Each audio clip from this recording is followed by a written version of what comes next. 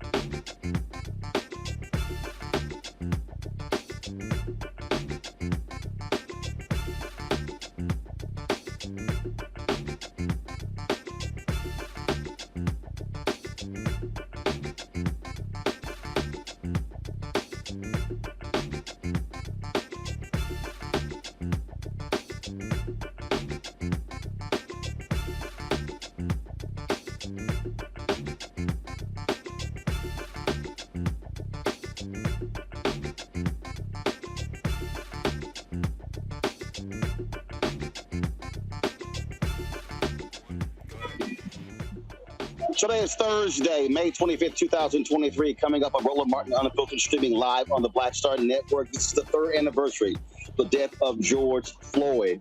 And as you can see, I'm here on Black Lives Matter Plaza. Literally no activity out here. A stark difference of what took place 3 years ago, 2 years ago. So we'll talk about this anniversary. We'll be joined by his brother, and we'll have other folks talking about today what has transpired, what has changed, what hasn't changed in America the last 3 years. It's time to bring the funk on Roland Martin Unfiltered on the Black Star Network. Let's go. He's got it. Whatever the miss, he's on it. Whatever it is, he's got the scoop, the fact, the find. And when it breaks, he's right on time and it's rolling. Best believe he's knowing. Putting it down from sports to news to politics. With entertainment just for kicks, he's rolling. It's on go, y'all. It's Roland Martin, rolling with Roland now. He's funk, he's fresh, he's real, the best, you know he's Roland Martin now.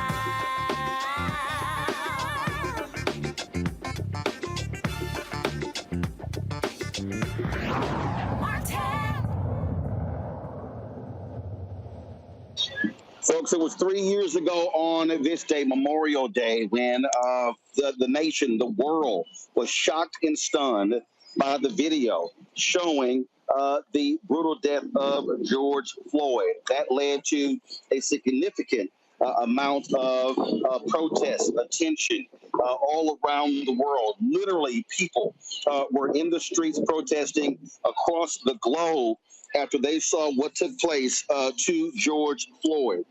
Many people felt this was a critical moment in American history, a moment where it was going to cause a racial reckoning.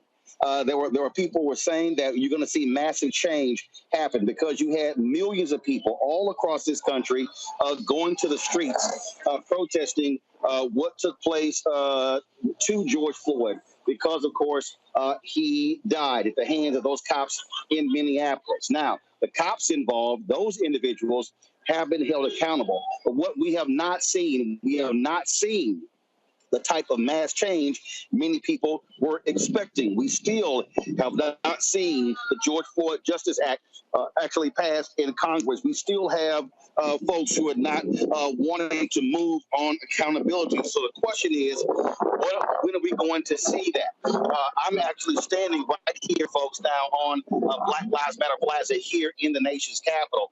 And just so you can see and understand, okay, the last couple of years, remember, it was 3 years ago. That's the White House all the way down there. There was a fence that was erected around that plaza because folks were protesting. This street was actually packed with people 3 years ago. 2 years ago, we had some folks there outside a year ago. But here we stand, folks. Here we stand in 2023, and literally no one's out here. Not one person. You don't have any protesters. You don't have anyone talking about what took place on that day 3 years ago. That speaks volumes. In fact, to understand, the last 2 years, we literally broadcast the show out here as well. Had our tent out here, the people who are out here, but none of that has happened. I think if you look across the country, the exact same thing applies. So the real question we have is, has America moved on? The reckoning everyone was saying was going to take place hasn't actually happened, or has the moment simply gone by? And so what was supposed to be a movement is that now extinct. So joining us right now to talk about this, we've got a number of people who will be joining us. But first up, we have, of course, the brother of George Floyd, who's with us. We've got our panel who's here as well, and so we're going to get to them in a second. But first up, Phil Floyd, glad to have you here, man. You're there in Houston, and the last couple of years, you guys were here in the nation's capital. Of course, meeting with the White House, hopefully trying to get some action with the George Floyd Justice Act but not this year. Not this year. Pretty much we're going through the same cycle, Mr. Martin. It's like they want to play games. Timothy Scott and Lindsey Graham, it's like they're going back and forth, and basically it's all about qualified immunity because that's the thing with these police unions. It's just difficult trying to get something passed like that because to me, I understand that being in law enforcement and it's a hard job, but just being a black man is hard right now. You have to worry about being murdered. You have to worry about wondering, can you make it home to see your family? People need to understand that. But I understand that it probably won't happen until it hit their front door. Then they'll understand. Philonise, I mean, you're absolutely right. And again, I mean, here's what I am struck by. I am literally struck by the fact that no one's out here. There's not even any media out here. You don't have any of that. Again, I'm looking this direction. If I look, in both directions, no one. We had people who were, of course, laying out in the streets, people who were protesting. And is that a concern? Because again, if people need to understand, if you look at American history, you think about the action that took place. If we can go back to Montgomery bus boycott, it was the lynching of Emmett Till that sparked that. That went on 382 days. Okay, started on December 1st. Then you begin to talk about other efforts as well. It is as if folks said, "Hey, nothing got done in 1 year, 2 years, so therefore we can just sort of give up." Is it disheartening to you that millions of people took to the streets 3 years ago, and here we stand here in the nation's capital 3 years later, and not one person's out here? You know, his death took a tremendous toll on the world. And I'm gonna try my best to make sure, that we can get this flame ignited again. We have a lot of problems all over the world. So when people think of George, I want them to understand that this can happen to you. George was just going to the store and he was murdered by a police officer with his knee on his neck for over 9 minutes, with his hands in his pocket, with a smirk on his face, like he was a big game hunter, suffocating my brother like a fish out of water. So I'm gonna try my best because I think everybody need to be out marching. Everybody need to be out trying to get some kind of type of change, some type of accountability. This is, to me, a global thing. It's not just right here. This is the place where people fight to get to. And people say this is the land of the free, but it has not been free for us. So I'm gonna need them to show it to me. That's what I need. Show it to me now. We have seen some things take place. We have obviously the cops involved. They have been sent to prison. We have seen some changes in some departments, but we have not seen the wholesale changes that you and others have been wanting. We talked about here on the federal level what took place. We talked last year. Many family members who were involved in those negotiations said that they were angry with Senator Tim Scott because they had not heard from him. He said nothing. They've heard nothing at all. Now he's running for president. In the years since, have you heard from Senator Tim Scott's office, Senator Lindsey Graham's office, saying, hey, we're going to try to get this thing jump-started again? Or have they been completely silent? They've been completely silent. You can drop anything and you couldn't hear anything. That's the sad part about the situation. To me, if you want to be in Congress and you want to be active and you want to talk about what's going on, let's talk about what's going on. Police are killing African American people. And the fact that we have so many people that's getting out and marching, even white people are getting out and marching.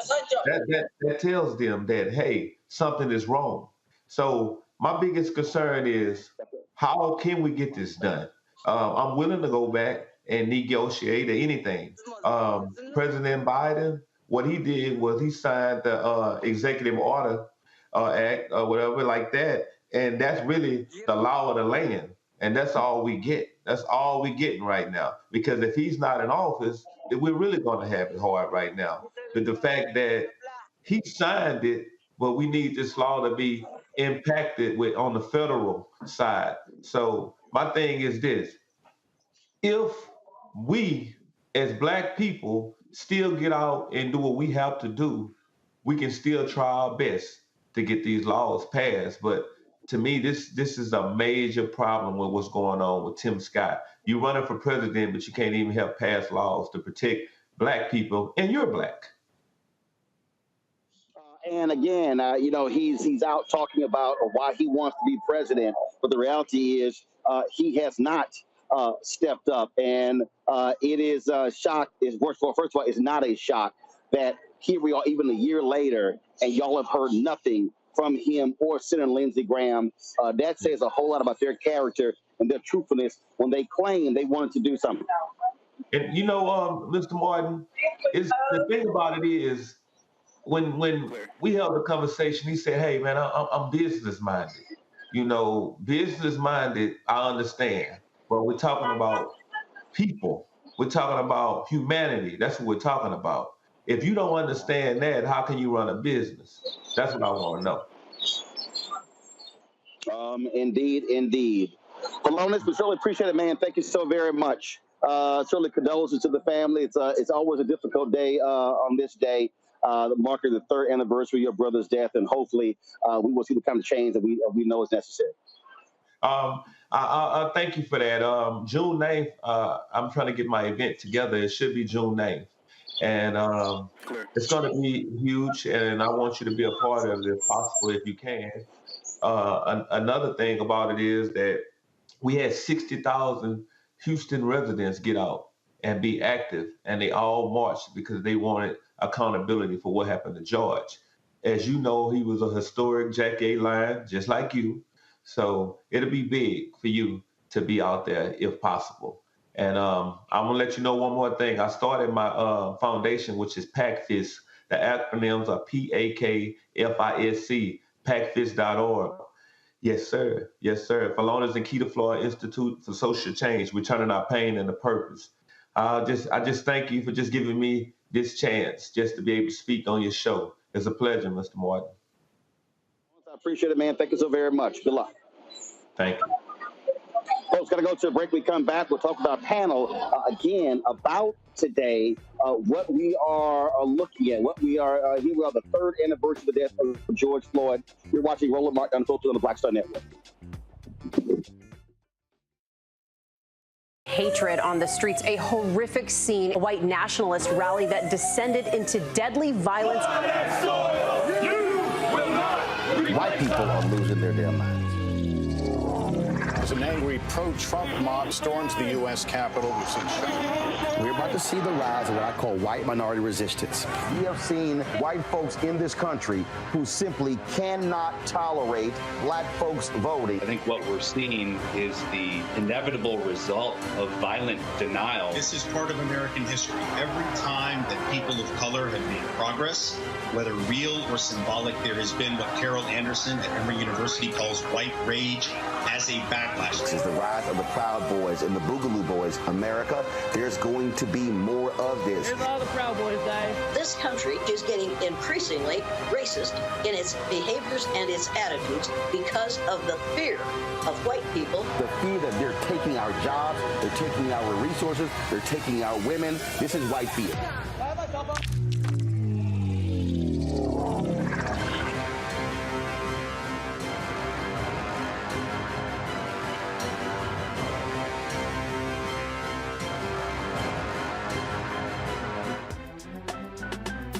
I'm Faraji Muhammad, live from LA.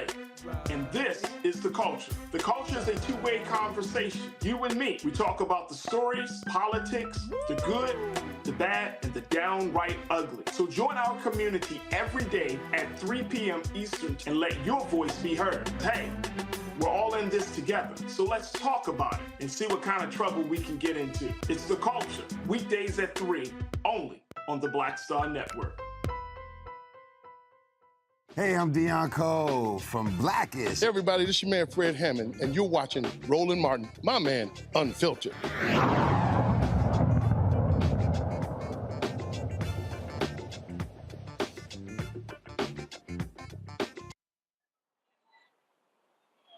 All right, folks, welcome back to Roland Martin Unfiltered on the Black Star Network. As I said, I am here on Black Lives Matter Plaza here in the nation's capital as we are doing our coverage here on the third anniversary of the death of George Floyd. I want to introduce my panel right now.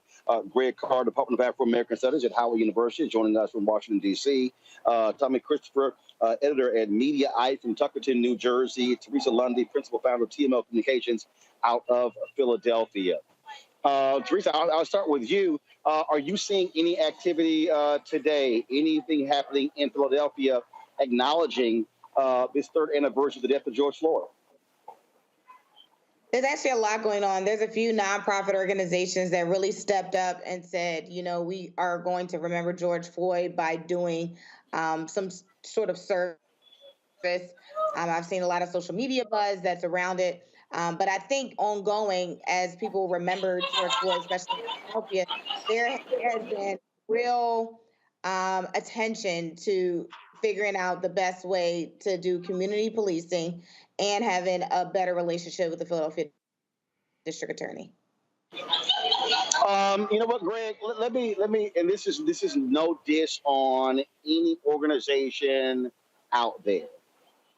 But let me be as clear as possible, because this is sort of the same feeling I have on MOK Day. Today is not a day of service. MOK's birthday is not a day of service. The issue was never community service. MOK's deal was, if there's any day where there should be mass protest, mass agitation, it should be on the birthday of Dr. King or the death, the anniversary of George Floyd. And I think service, and again, this is not criticizing the groups. I understand where they are from their heart and understanding. But service is not going to result in the action needed to deal with road cops that kill Black men, Black women, and other people across this country. And this, to me, is a mistake that people make when we shift the focus to, we commemorate, we have events. No, it's to achieve results so it doesn't happen again. That's right, Roland. And the world should be watching you standing there in D.C. at Black Lives Matter Plaza, where the paint was hastily applied to stop what some people thought might be a moment of racial reckoning, a perfect storm of state murder of Black people, which began, of course, when the first criminals came over here, with COVID-19, with an impending election, and just where you're standing, of course, the tear gas smoke spewed, as with complicit Attorney General, the President of the United States stood holding an upside-down Bible right across the street from where you were. 3 short years later, there is a Rise and Remember celebration, 2-day symposium and festival in Minneapolis at the Best Buy headquarters. What you said, Brother Philonise, is very important. We've seen this show before. Social theorists would call it resistance and incorporation. When they thought that the world was getting ready to be structurally transformed, a lot of people got DEI jobs that have now disappeared. A lot of people got paid a lot of money to go speak at corporations. A lot of people got some dollars tossed at their various HBCUs or community forums. And here we are 3 short years later, and the brother of George Floyd, he and his wife are announcing that they've finally got their foundation together. Seems like they've been lost in the sauce. Tim Mission Accomplished Scott, a midget politically. No, I'm sorry, that's the wrong word. A clown politically.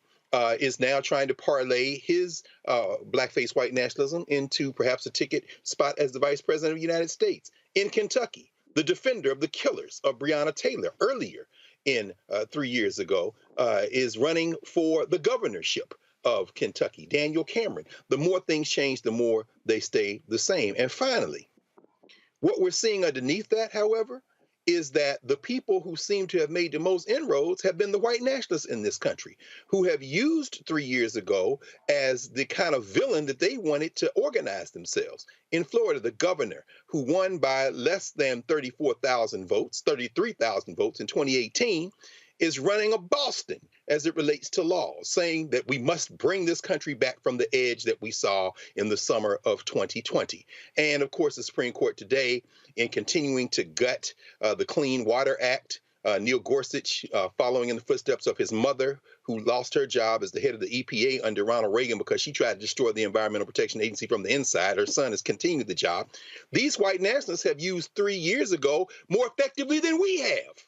They have used it to conjure a boogeyman of what could happen if we just get lawless in these streets. Meanwhile, we're sitting back and having celebrations and having reflections and having memorials.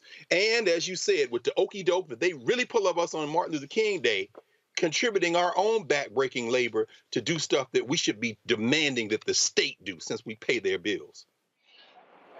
The point there, Greg made, Tommy, when he talked about DEI, things along those lines, and we know it's for a fact. A significant number of those jobs have been cut. Folks are being fired. Companies are pulling back. What was a focus about for African Americans, black groups. All of a sudden, I can tell you in the ad agency, companies all of a sudden went black-owned media was being targeted. Then it went to diverse-owned media. And so now we have these upfront, they were having black-owned media upfronts. Now it's, again, diverse-owned upfronts, or basically they got rid of those at all. And so now it's sort of this broadening deal. Again, as each year goes by, the focus gets away from the original intent that, frankly, is America at its best. Yeah. Well, you know what? I think it's probably not a shock to anybody on this panel if I were to observe that, you know, it seems like the blacker things get, the heavier the backlash gets. And so, like you said, you know, when Black Lives Matter came to the fore, all of a sudden it's okay. You know what? Let's back off of that. Like you said, you know, it's let's talk about people of color and diversity, et cetera, and not be so pro-black. But I would like to pick up on what I guess it was you, Roland, were saying about this not being a day of service, because I find that the thing that my beat is the White House, and I've been hearing. I saw somebody on CNN today talking about how people are not satisfied with what Joe Biden has done about racial justice, and the fact of the matter is. The man had, a very slim majority in the Senate. He had the House for 2 years. He got done what he could do. But, yeah, now all he can do is do executive orders and try and get more Democrats elected. And, I hear people say, oh, is that always the answer is just go vote? Yeah, I'm sorry, but that's the answer, because you're not going to get, with a half of a vote majority in the Senate and a minority in the House, you're just not going to get meaningful, reform. And people talk about reform. What is really needed is accountability. I say this all the time. People want to talk about funding this and training that. No, accountability. If the police know that when they do something like this, they're going to go to jail, they'll stop doing it. That's the only thing that's going to make them stop doing it. But to that particular point there, I mean, the reality is, when we talk about the voting, it's also that you look at the woman who just won the Democratic nomination for mayor of Philadelphia. She wants to bring back stop and frisk.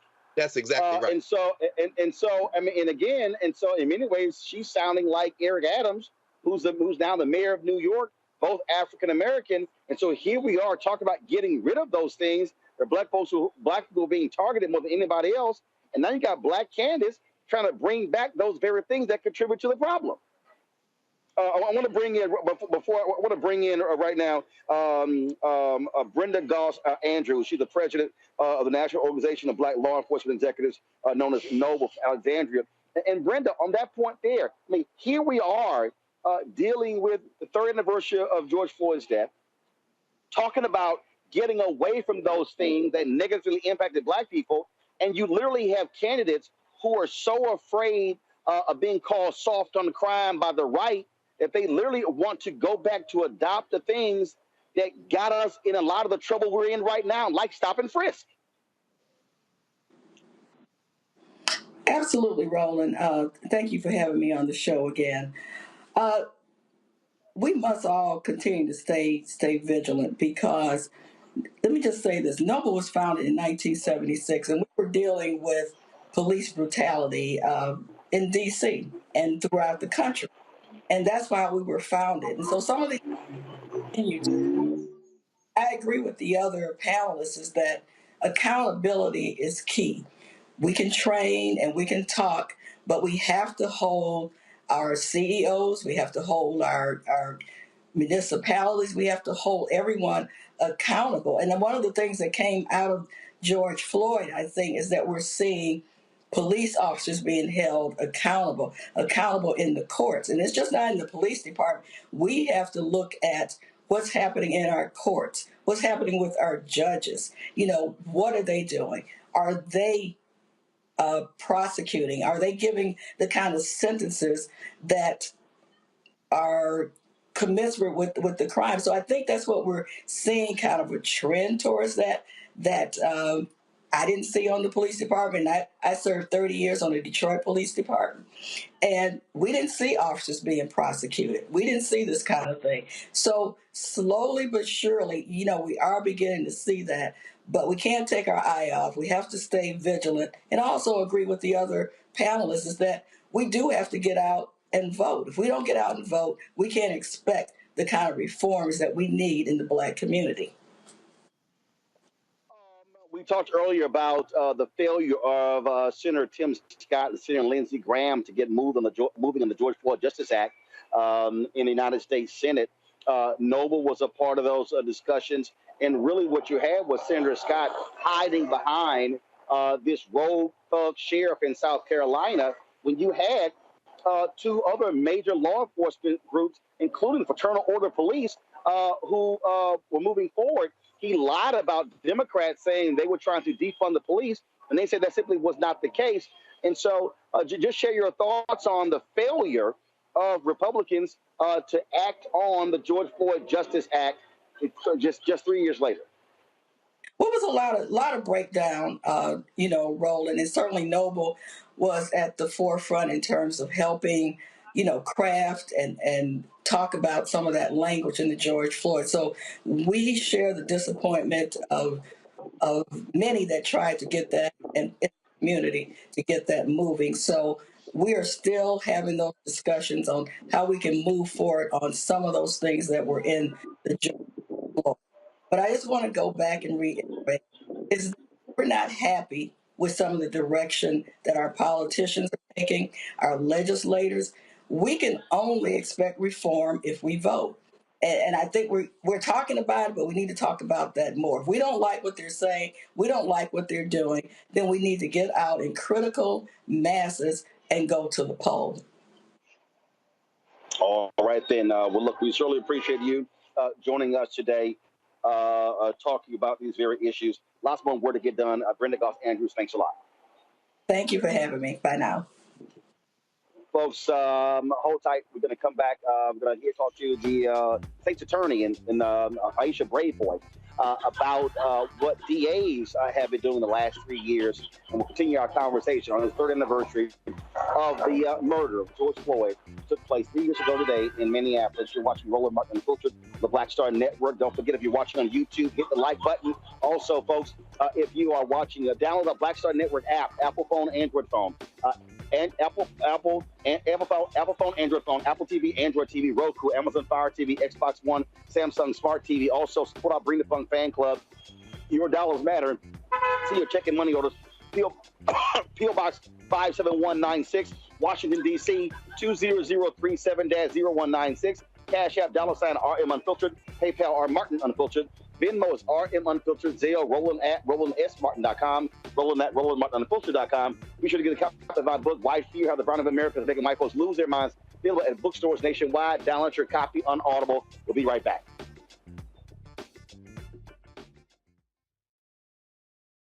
Coming up next on The Frequency, right here on the Black Star Network, Shanita Hubbard.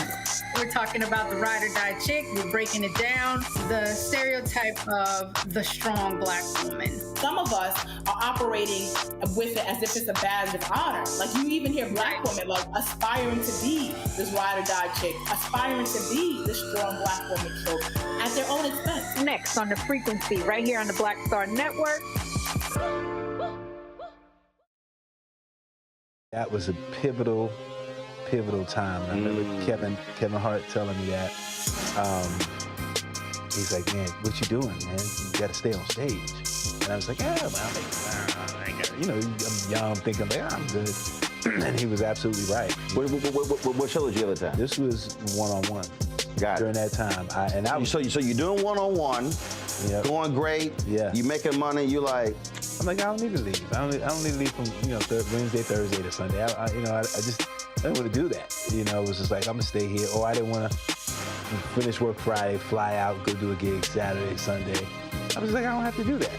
And I lost a little bit of that hunger that I had in New York. I would hit all the clubs, run around.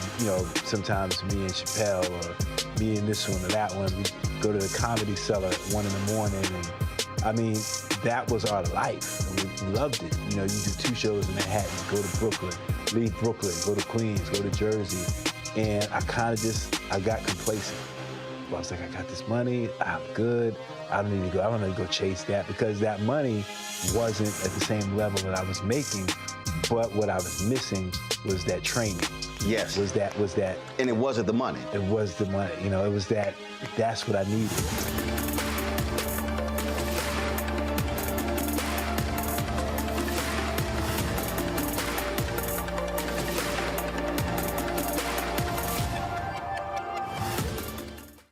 Hi, I'm LD Barge. Hey, yo, Peace World. What's going on? It's the Love King of R&B, Raheem Devon, and you're watching Roland Martin, Unfiltered.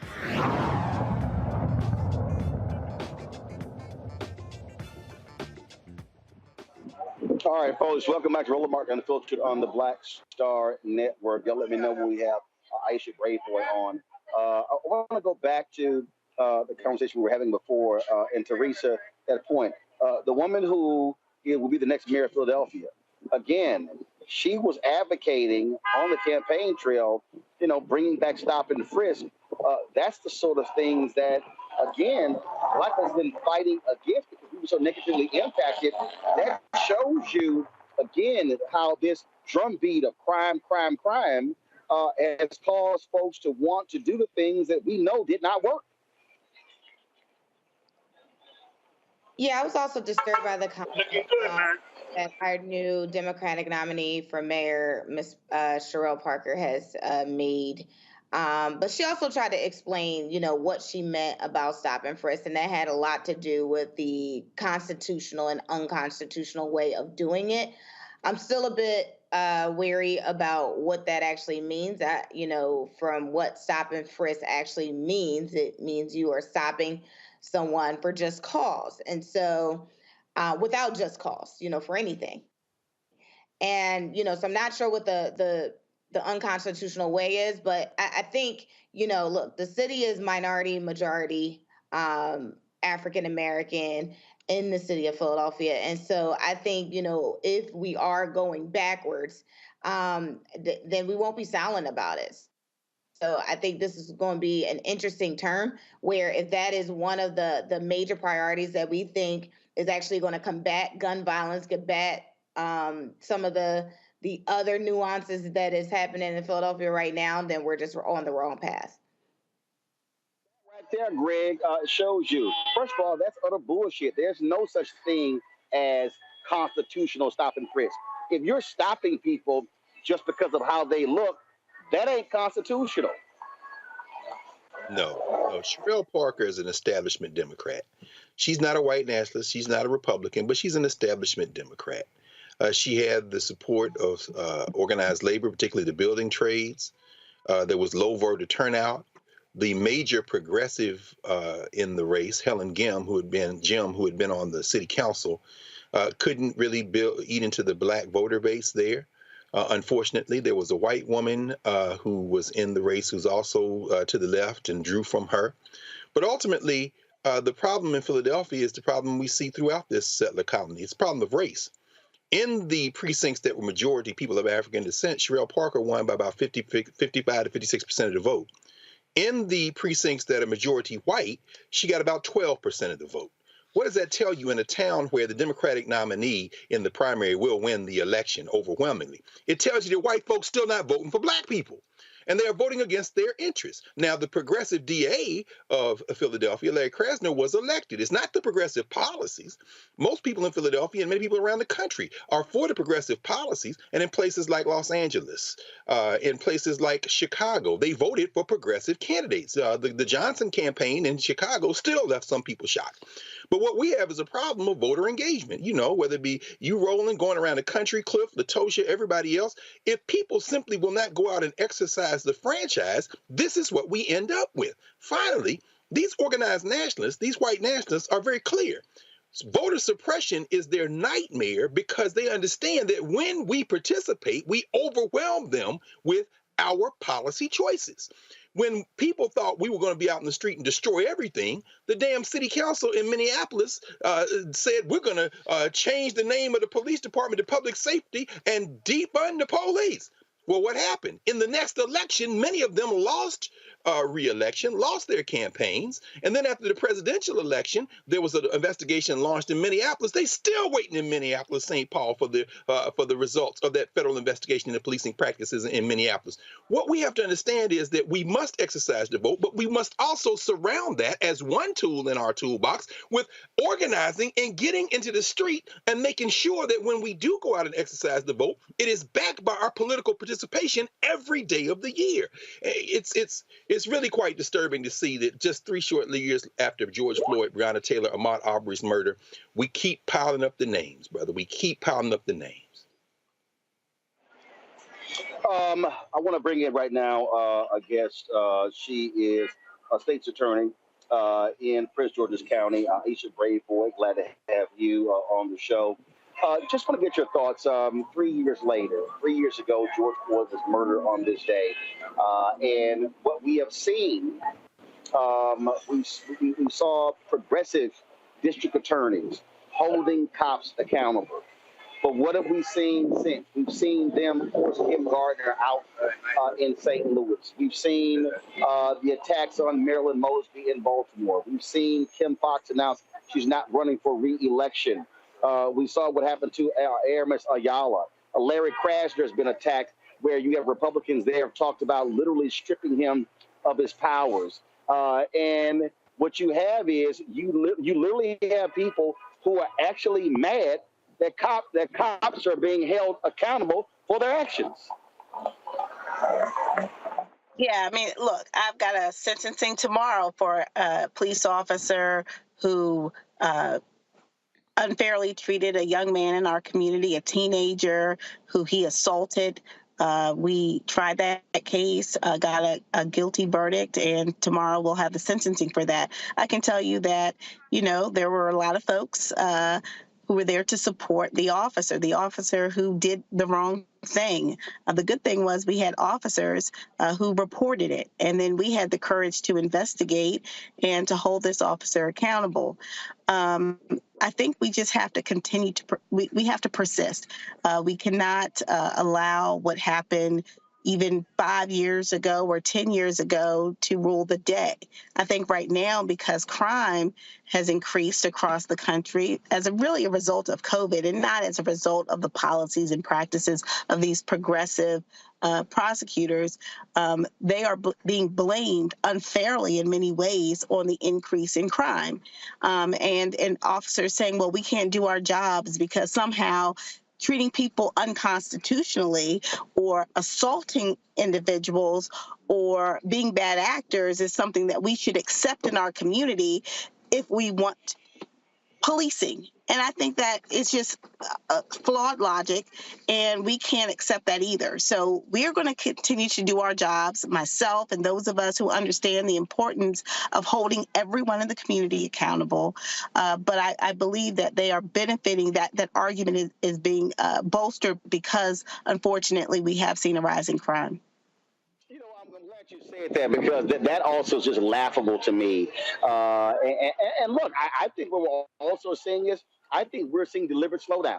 I think we are seeing cops who are ticked off that other cops are being held accountable. So their whole deal is, you know what? I don't give a damn. We're just not going to do our jobs. And the reality is to listen to some of these people. I mean, look, we just did the story yesterday where these 3 cops were indicted in Jackson, Mississippi. The police chief literally, when that case initially came up with Keith Muriel, he said, "Oh, it was a medical emergency." The dash cam video, the body camera video showed that was not the case. That's why they did not want to release it. And so this was a black police chief who was defending these cops who tased a black man 80 times. Wow. And the man died as a result. And again, and so here we are. Last year, Samuel Singaway, with his own reporting, showed that more people were killed by cops last year than any other time in American history. So the question I pose to you is, what really has changed in the 3 years after the death of George Floyd? Well, I think there have been a lot of changes. I think there have been a lot of policies that have been put in place.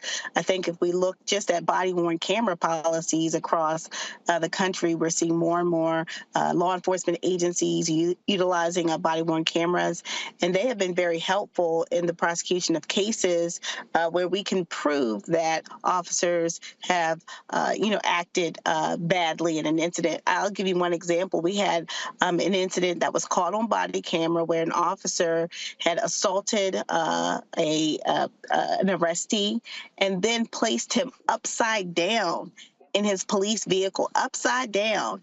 And then when he finally got to his destination, you rug him out like a sack of trash, where the gentleman hit his head on the cement.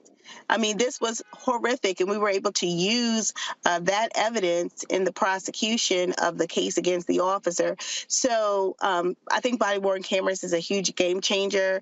I think that across the country, we've seen more transparency in policing. Here in Maryland, we've got rid of the Law Enforcement Officers Bill of Rights, and so now law enforcement officers are treated like others when they are charged or suspected of committing a crime.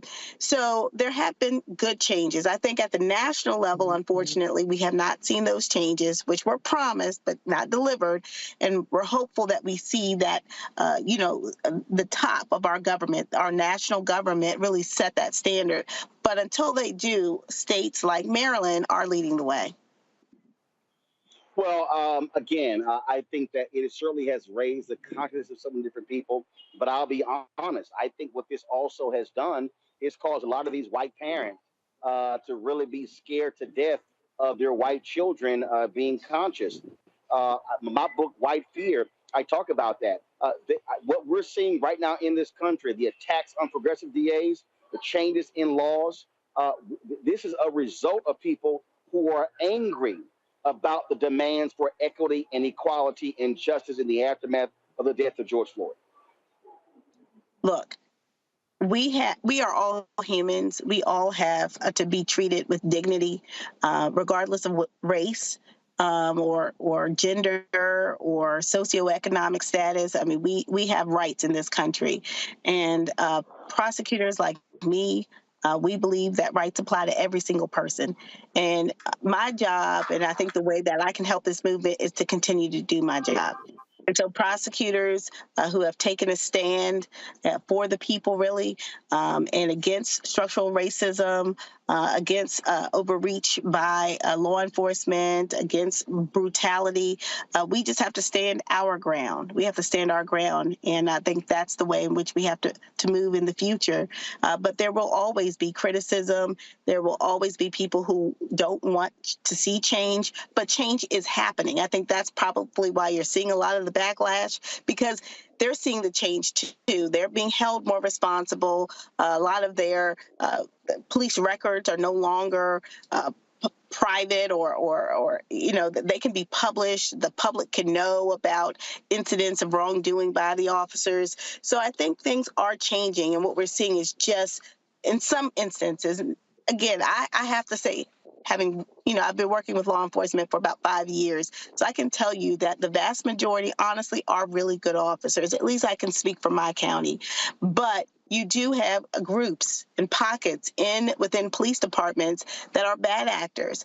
The question is, are they going to be protected? And oftentimes, even good officers protect bad officers, and that's, to me, wrong. You can't know what's right know what you should be doing, know that you should be speaking out against and standing up against officers who are doing the wrong thing, disrespecting the badge, disrespecting the department and the community, and stand silent.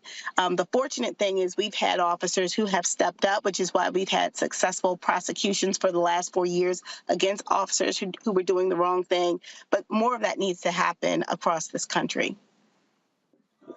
All right, then. Aisha Braveheart, we certainly appreciate it. Thanks a lot, and we're glad to have you in your position. Thank you very much. All right, folks. Thank you very much. We're going to go to a break, folks. I'm going to head back inside to our studios. Like we literally are right here on Black Lives Matter Plaza here in the nation's capital. We'll continue our conversation. We're going to talk further about these corporate commitments, what folks are not doing, how they are not following their commitments. That was a whole bunch of hot air. We heard from many corporations. Billions of commitments were made. A lot of that money has not been spent 3 years later. What should happen next? We'll continue that discussion right here on Roland Martin Unfiltered from the Black Star Network. Please support us in what we do. If you're watching on YouTube, hit that like button, folks. Also, we want you to also download the Black Star Network app. So let me just show you right here, folks. I got my iPhone out right now. Come back to me. Anthony, come back to me. So again, folks, I got the Black Star Network app right here on my phone. All you got to do is just simply, it's free. It's free. That's all you got to do, y'all. It's free. Just register. That's all you got to do. And so please do so. Download the Black Star Network app, Apple phone, Android phone, Apple TV, Android TV, Roku, Amazon Fire TV, Xbox One, Samsung Smart TV. You can also join our Bring the Funk fan club. Send your checking money orders. P.O. Box 57196. Washington, D.C. 20037-0196. Cash App, $RM Unfiltered. PayPal, R Martin Unfiltered. Venmo is RM Unfiltered. Zelle is Roland at RolandSMartin.com. Roland at RolandMartinUnfiltered.com. And of course, you can get my book, White Fear, How the Browning of America is Making White Folks Lose Their Minds. We'll be back in a moment.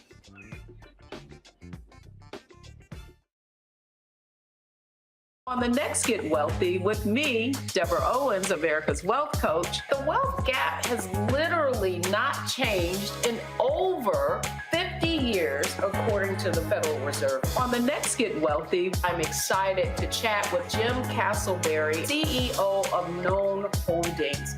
They have created a platform, an ecosystem to bring resources to Blacks and people of color so they can scale their business. Even though we've had several examples of African Americans and other people of color being able to be successful, we still aren't seeing the mass level of us being lifted up.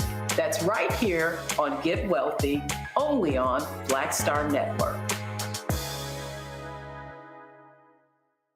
On Next, A Balanced Life with me, Dr. Jackie, the necessity of believing in things you can't see. It's called faith.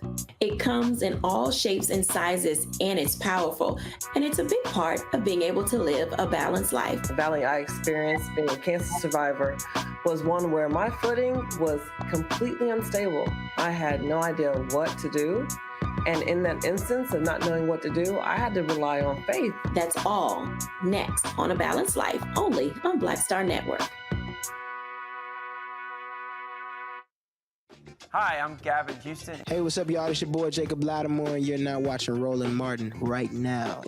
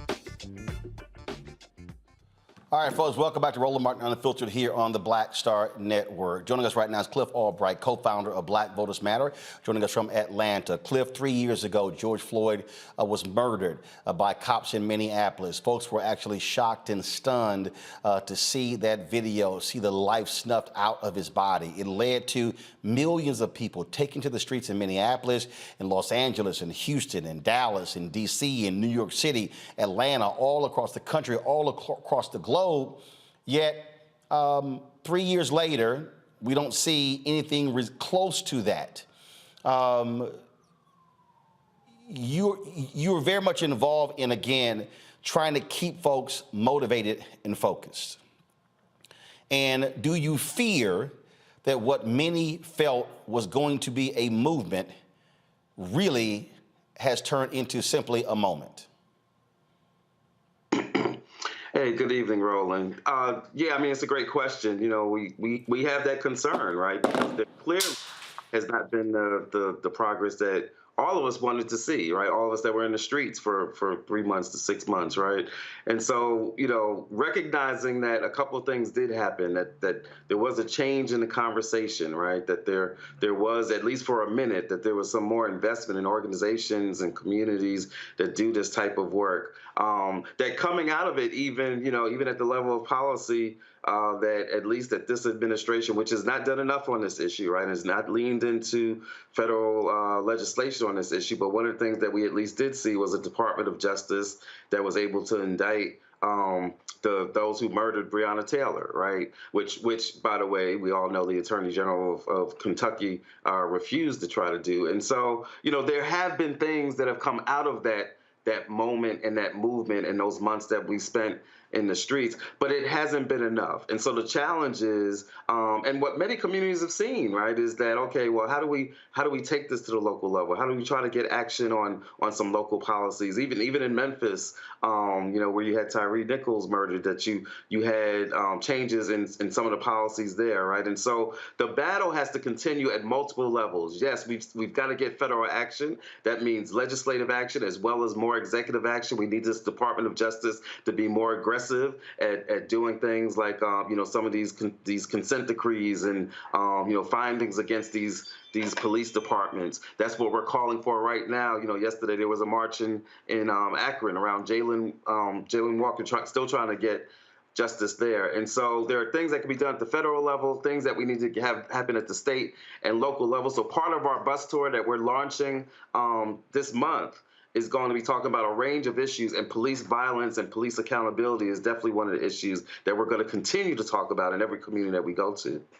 Thing here, Cliff, that people just have to understand, and I know there are people who are watching right now and who are commenting, whether on our YouTube channel or on Facebook, they're commenting on our OTT app, I know they are, is that you cannot show me in American history where monumental change happened and it was easy. And let me just go ahead and say this right now. For all of these stuck on stupid people, okay, all of these idiots who keep yelling, yeah, but they passed the anti-Asian bill. First of all, wasn't an anti-Asian bill. Second of all it did was create one staff job, and they gathered data for a year. Okay? It wasn't what everybody thought it was all cracked up to be. That's why it was so easy to pass. And so what people are going to have to understand, and folks like you who are in the trenches, you know this, nothing is going to happen like that. It requires people on days like this being on that damn street outside this building. It requires them putting constant pressure and staying in the face of Joe Biden, staying in the face of Kamala Harris, staying in the face of Hakeem Jeffries, Kevin McCarthy, Mitch McConnell, Chuck Schumer, letting them know on this day, there should have been folks flooding Capitol Hill saying, where's the bill?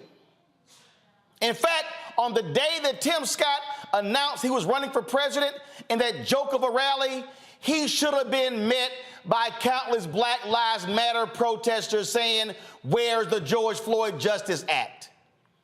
And so for people who walked out there and they protested for one day or two, we need them still in the game, because this ain't gonna be easy. Right.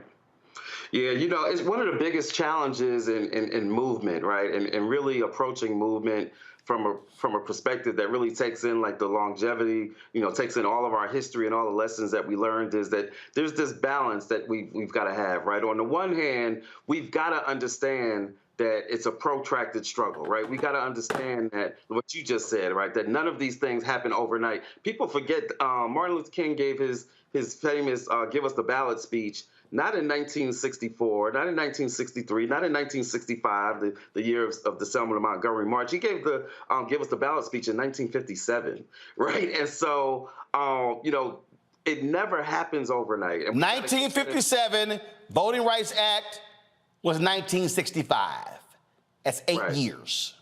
That's 8 years, and that's 8 years of constant struggle, right? And so we got to keep that in mind, that this is long-term movement that we're talking about, and not just to keep that in mind in terms of understanding our opposition and strategies, just for our own sanity, for our own sustainability, we got to keep that in mind. But the flip side is this: there's also got to be a sense of urgency, right? Because if all we do is think about, oh, well, it's just long term, and we don't have some type of sense of urgency, to your point, that we need to be doing these things every day, right? Every opportunity we get, we need to be reminding them that we still don't have federal legislation to deal with police violence. We need to remind them that every day and be urgent about it and be consistent about it. But we've also got to keep in mind that it's a long-term struggle, because that when you have that mindset and is able to balance those two things, then you're able to take advantage of the victories that you have along the way. People forget that in the midst of George Floyd and Breonna Taylor, there was also the Ahmaud Arbery murder that took place. And we love to tell the story at Black Voters Matter around the community where that happened in Glenn County. And one of the things that came out of the pain of that murder was that the DA, you remember, Roland, there was a DA, two DAs actually, that tried to bury the case, right? Because those that murdered him had relationships with the police department and with the DA's office down there, so they tried to bury it. One of the things that came out of that, in addition to the eventual convictions, was that community came together and you said, you know what, that DA, Jackie, I forget her last name, she was up for re-election the following year. And so it took a year for them to get there, but they got rid of her. Yep. She lost her job, right? Because the people were able to take that moment and turn it into a movement that was seeking to get not just justice for Ahmaud, but also justice for that entire community. That takes time. You look at Ferguson and St. Louis, right? And the things that have happened after Ferguson, progressive DAs and a progressive mayor that was unapologetic about dealing and raising the issue of police violence. That came out of years of organizing after the Ferguson rebellions. And so, yes, we've got to have a sense of urgency, but we also got to understand the protracted struggle, and we've got to be able to be consistent in organizing around these issues. Let's do this here. First of all, I'm going to do this here. My question for my panel, then I'm going to ask you about your bus tour that you kicked off. Tommy, your question first for Cliff Albright. Hey, Cliff, it's nice to finally meet you. Cliff and I email quite frequently. Sure. I guess I wanted to ask you, I know that folks, a lot of people who are supporters of the president get upset with you and your group for applying pressure the way you do. And I understand that that's an activist job, is to apply pressure. But, credit where credit's due. President Biden and Vice President Harris, they did executive orders. They have pushed and pushed for the George Floyd Act to be passed. What more do you think they can do? Do you think that the criticism is warranted, or is it just part of being an activist? Yeah, no, I think that's a great question. I think certainly, you got to give credit where credit's due. And, I've talked about the things that this administration has done. I talked about the president's State of the Union speech and how I was glad that after he talked about the murder of Tyree Nichols and talked about Black families that have to have the talk with our children, right? And many of us were sitting there waiting because we felt like there was a but coming up, that at any moment he was going to say, but we need more cops. And he never said that in that particular speech, right? And so, you know, we've given credit where credit is due. It's funny, we got a lot of people that criticize us for thinking that we're just tools of Democratic candidates, and then we get some folks that criticize us, saying that we criticize Democratic candidates too much and the president too much, right? And I think the truth has always got to be somewhere in the middle on that, right? That you've got to push, but as you said, you got to give credit where credit's due. So your question, though, is some of the criticism, does some of it have merit? And I think the reality is that there is merit to some of the criticism. Certainly, the Justice Department has taken some actions on investigating some of these departments. We'd love to see them take more actions, right? Similar, by the way, to their approach to voting rights, that the Department of Justice has filed some litigation. They've done some amicus briefs, but it's been nowhere near the level of what we need to see coming out of this Justice Department. And so I think we can do both things. We can acknowledge the things that they've done, but that we can continue to say, but we need more of that. Or in some cases, it's not just that we need more of what they've already done, that there's some other tools that we need them to try to use. Just like I don't want to go down the whole debt, the whole debt story and the whole debt narrative, but yeah, you know, you need to negotiate hard. But at some point, you might need to use the 14th Amendment. You've got to use the tools that you got at your disposal. And that's the pushing that you often hear from activists on this administration. It's not that this administration isn't doing anything, and it's not that we're naive about the nature of Congress, especially now after the change in the House. So it's not that we're naive about that, but we still believe and we still know that there are some tools that have been left on the table, and we need them to use every tool at their disposal, because guess what? Those on the other side, those that are anti-Black, those like DeSantis and others, they're not shy about using every tool that they have at their disposal. That's right. Yeah, just to be clear, too, I would never be one of those people that says Black Voters Matter is doing too much and that, you know, Cliff and Latasha should say to anybody, you know what, you're done. You've done enough. Thank you. You know?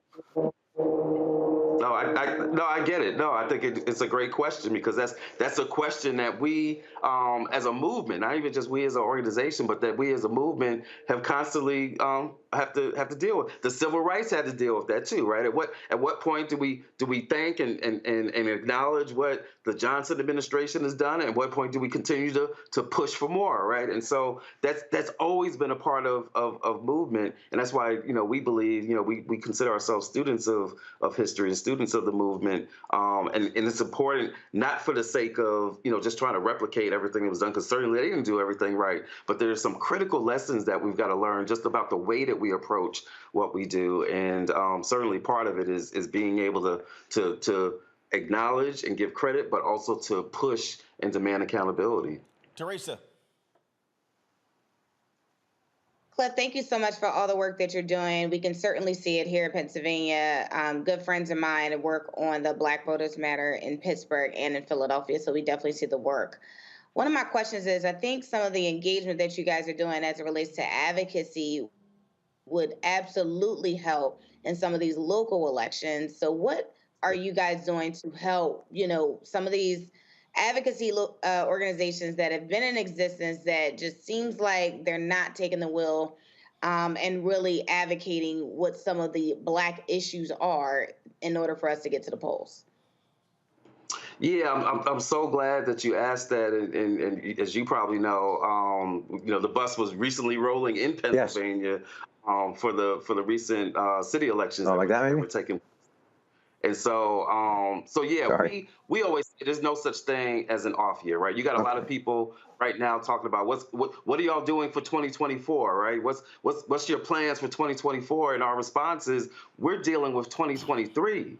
Because 23 is not an off year. You got all kinds of, as you said, local elections taking place, city elections taking place. You've even got some statewide elections taking place in places like Louisiana, Mississippi. And I'm going to tell you right now, and all your listeners could be the first to hear it, I believe something is happening in Mississippi, y'all. Y'all can write this down. I believe something is happening in Mississippi. Mississippi might just shock the country in their elections this year. But you got all these elections that are taking place that people don't want to talk about because they already want to talk about the presidential horse race. And so we're focused on that, and we're also focused on, and what we try to do to move some other organizations, part of your question was like, what do we do with some other advocacy organizations that, may not be as focused on some of the issues, may not be as focused on, some of the things that folks in the street are talking about, or is focused on these local elections, right? And all we can do, we have conversations, but we always believe the best thing we can do is just do it, right? Just do it and show people that when you engage folks 365 days out of the year, when you engage folks even in so-called off years and these odd number years, when you do a bus tour where you continue to go, not because it's a presidential election, not because it's a Senate election, but we're launching our national bus tour. We've already launched. We've been in Pennsylvania. We've been in Michigan. We're going to be in Texas. We're going to be in Florida with our friends at Transformative Justice. We're doing 5 days in 6 cities in Florida, calling out the anti-blackness that's taking place there. And so, we're doing all this in an odd number year because our issues, our communities don't just operate on a presidential calendar, right? We don't get to take a break every 4 years or even every 2 years from the racism, the gentrification, the police violence, the environmental racism. We're doing parts of our tour that's just talking about environmental justice issues, high utility bills, dirty water, climate change, and how it impacts already marginalized communities in terms of like natural disasters and floods and things of that nature, right? You don't get that from a lot of places, especially in an odd number year. But as we always say, Black Voters Matter 365, and we hope that by doing that and by investing resources, we gave out $9.7 million last year just to community-based groups. That's neighborhood associations, that's NAACP chapters, that's churches, that's organizations that aren't even formal organizations, right? We do. $1 out of every $2.5 that we spend goes directly out the door to local organizations because they're the ones that are doing this work 365 days out of the year, even in an odd number year. Greg. Thank you, Roland. And Cliff, it's always good to see you, brother. Eternal respect, man. Y'all are out there 365. Roland's going to ask you about the We Won't Black Down tour. So I'm curious and interested to hear what you've heard from folk out there. I was having a conversation a couple of days ago with some folk in Florida and who working with NAACP local chapters. And, sometimes the disconnect between the broad national organizations, thinking about that NAACP travel advisory in Florida, and the people who are living their lives in these communities, that gap almost seems like it can't be closed. I guess my question, and I'm waiting to hear what you're going to talk about with the Won't Black Down tour, my question has to do with what you've seen that has been the most effective in getting folk to the polls. We see low voter turnout in Chicago and in Philadelphia in the recent mayoral election. What have you seen in places like Flint and Detroit and Kalamazoo and Benton Harbor, the places you just came back from, and that speaks to things we can really do to get more people literally to the polls? And then how can those of us who aren't on the road 365 like you and Latosha and so many others are in this movement, Black Voters Matter, what can those of us who are not on the road like that do, not just to support you, but to, activate our own ability to kind of get folk out and engaged in the political process? What lessons have you learned, brother? Yeah, those are great questions. I feel like I'm in class of Carr right now.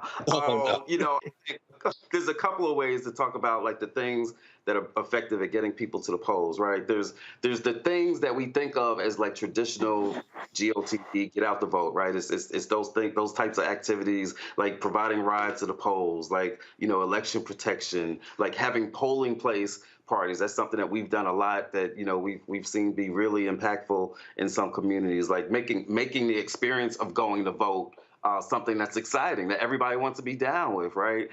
So there are those things associated with the 2-3 weeks of actual voting in places that have early voting or election day type activities. But the more important answer, I think, to that question, the things that we've seen be most successful is this 365 approach, right? Because at the end of the day, you can't come knocking on my door in late October or in the first Tuesday in November asking me to save the country and save democracy, but you weren't there in the spring when that issue of police violence went down, or you weren't there earlier in the year when there was a school shooting, or you weren't there when my community was dealing with the flooding after a storm. You can't just show up talking about we need your vote. As we always say, there's a lot of people that care about black votes, but they don't care a damn about black voters, right? About our community. And so really, it's not rocket science that we believe that if we are engaged in having conversations with folks all throughout the year, deepening those relationships, showing that they actually matter, right? Not because they got a vote, but showing that they actually matter, that shows up when election day comes around. So in some ways, it's counterintuitive that we found oftentimes by not focusing on the election, right? By not walking around with the clipboard and having the first question somebody be, are you registered? But letting the first question be, how you doing, sister? Right? How you doing, brother? Right? What is it that you want to see? That asking that question instead of the are you registered question, that you can actually wind up getting more people registered or getting more people to turn out. It's counterintuitive, but we have seen it work time after time, place after place, year after year after year. In terms of what people can do, again, a great question, because one of our beliefs, and I say it all the time, everybody's an organizer. Everybody's got a role to play. Not everybody's going to give the speech. Not everybody's going to, do what Roland does. Not everybody's going to be a master educator like you. But everybody's got a role to play. It might be to cook some food. It might be to do some artwork for the flyers. It might be providing some music and culture at the events. It might just be sending a text message to 5 friends, telling them about what's down, forwarding the election information, forwarding something. And so everybody's got a role to play. We always say, if you see somebody wearing a Black Voters Matter shirt, it's not just because we give them out willy-nilly. It's because everybody that's wearing it has done something.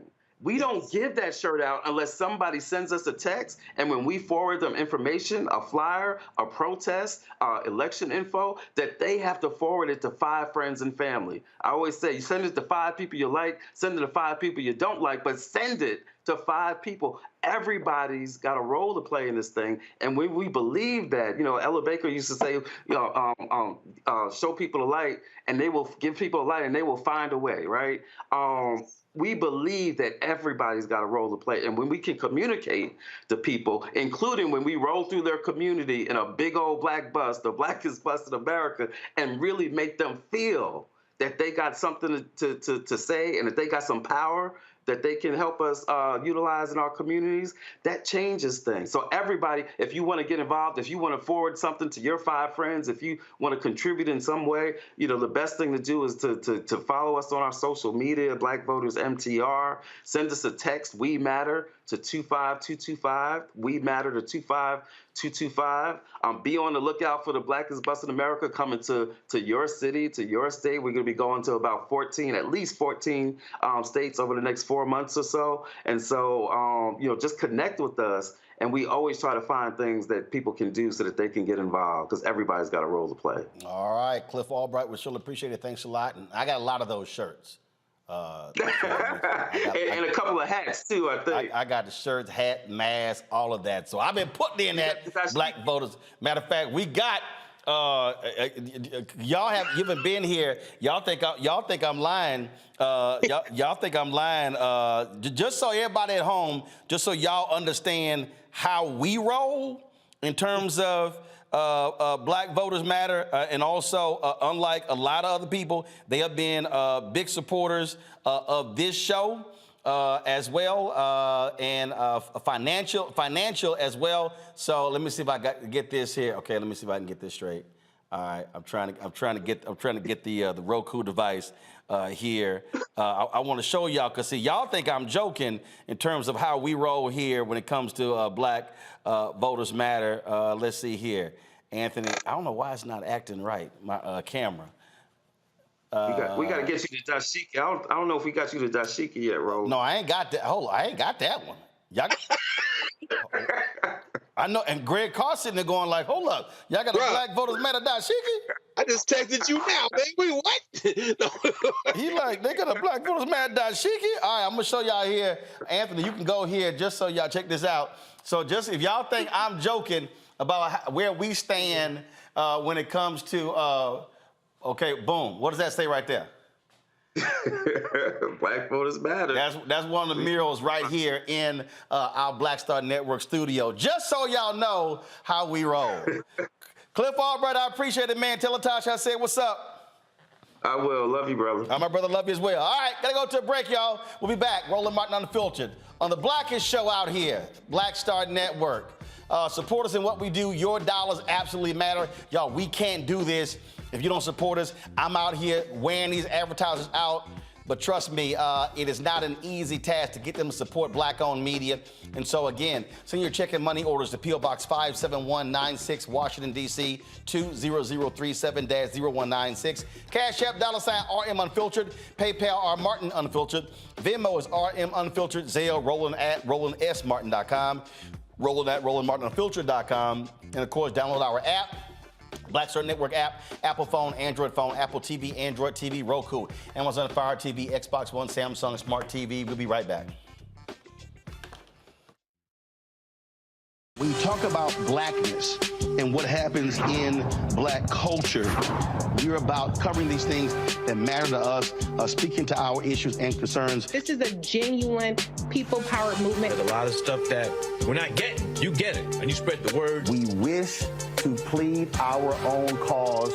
Too long have others spoken for us. We cannot tell our own story if we can't pay for it. This is about covering us. Invest in black-owned media. Your dollars matter.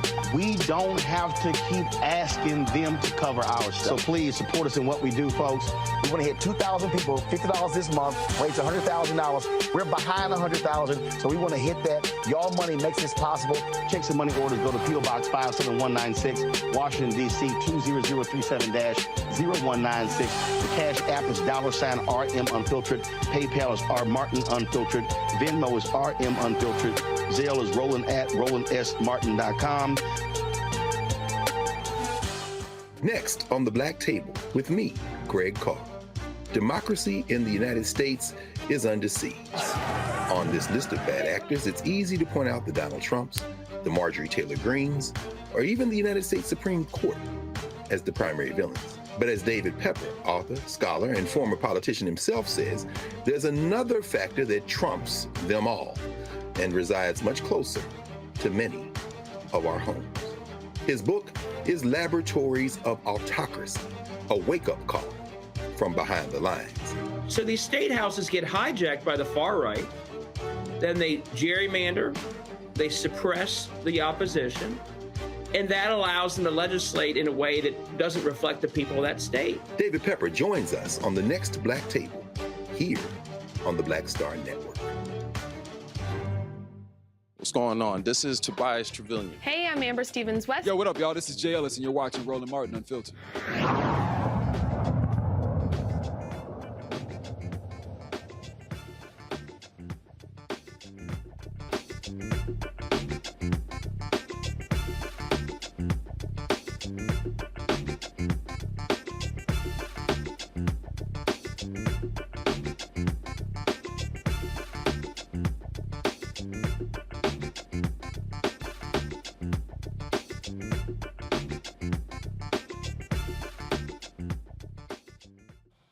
So a North Carolina judge criticizes a controversial arrest of Devon Whitmire, a black man, saying the white officers didn't act appropriately by grabbing him without giving him a chance to submit and putting his arms across his face, then across his neck when he was handcuffed on the ground. The video you're about to see is quite disturbing. Now, if you want to turn away, please do so. We're going to show you some of this video. The total time is 6.5 minutes. We're not going to show you all of it. But here's what took place.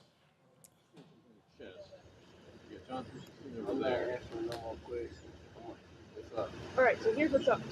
So they're confirming it right now, but based on your tattoos, we know who you are, and you do have a open warrant for your arrest. So they're confirmed that you. Okay, well, can y'all make up like you want to run off here? Where's your gun at?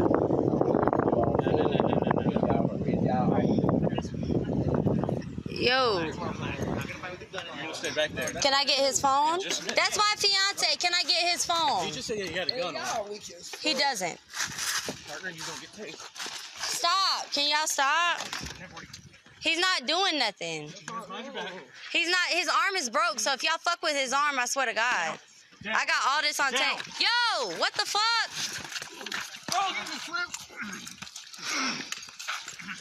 He's not doing, why are you pulling his hair and shit? Why is y'all doing that shit? Y'all is doing something. It's okay, babe. I got it all on video. I got it all on video, babe. I got you. All right, folks, joining me from Asheville, North Carolina is activist Michael Hayes. So, Michael, here's the first thing. Why was he arrested? So, he was arrested because there was a warrant taken out on him for communicating a threat.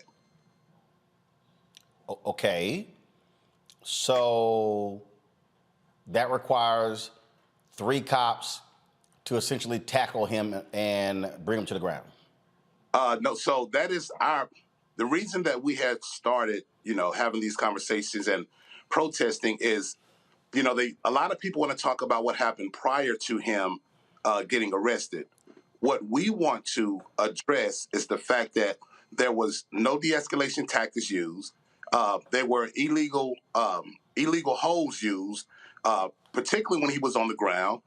They do have holds that are supposed to be used if you are in danger of being, shot, or if the officers being in danger of being harmed. That wasn't the case. They also they love to talk. They want to keep talking about what happened prior to. So they said that he stated that he had a gun. So they felt justified in approaching that. But we all know that could have been de-escalated by asking the question, asking for a search, because communicating the threat warrant, even though it might have been warranted, it still didn't call for the assault that happened to Mr. Whitmire. So this judge weighs in by saying, "What the hell?" So, I mean, it's kind of a two-way street, because even though he did put blame on Devin, he also put blame on the officers as well. He did state that both sides were, so regardless of what they say about Devin is not the professional. Devin is not the officer. Devin has not had training. Devin has not had de-escalation training. And then, speaking on behalf of his mother, there are other mitigating factors that they didn't even address, and that they could have handled the situation much different than it happened. Well, I mean, look, it goes to show you what often happens with a lot of these cops when it involves somebody black. I mean, they would immediately resort to force. I've seen a lot of white folks lose their mind, act a fool, yell, holler, cuss, and scream, and the cops will sit there and say, "Sir, I need you to calm down. Yes, ma'am, I need you to calm down." So it's the juxtaposition is amazing when you see a lot of these videos. So, Brother Martin, here in Asheville, I hate to say this, we were surprised, but not surprised. Asheville, which is located in Buncombe County, when you look at the fact that we are only 6% black, but we are 33% of the population. I think that kind of it shows you how they like to address historically oppressed communities. So my father used to say, if you don't know your history, if you don't know what happened, you don't know where you're going. If you don't know where you've been, you don't know where you're going, and they'll continue to do the same thing. This has happened in Asheville before.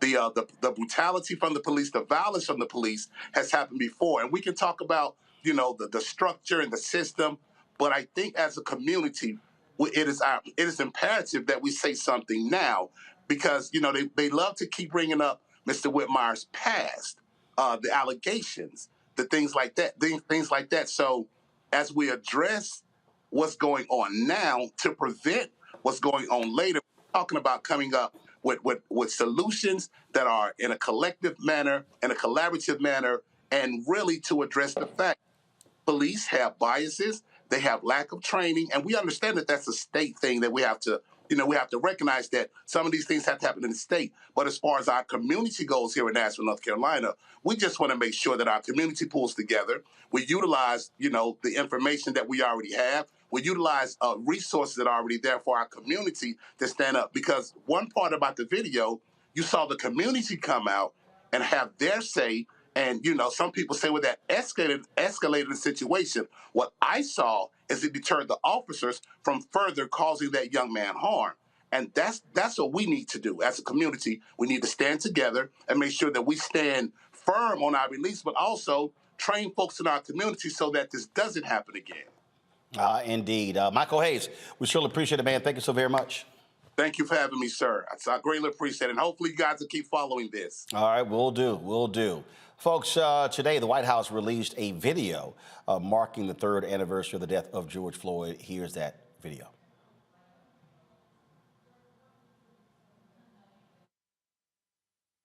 I promise the Floyd family, among others, George's name is not just going to be a hashtag, but as a nation, we're going to ensure his legacy and the legacy of so many others remembered today. It's not about their death, but what we do in their memory that matters. The purpose.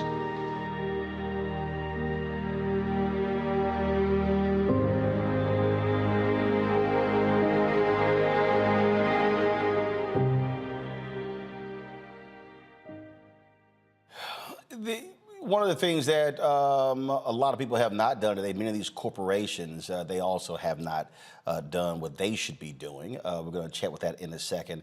Karine Jean-Pierre, who was the White House press secretary, also spoke about the death of George Floyd at today's White House press briefing. So before I go into questions, I just want to say a couple of words about George Floyd.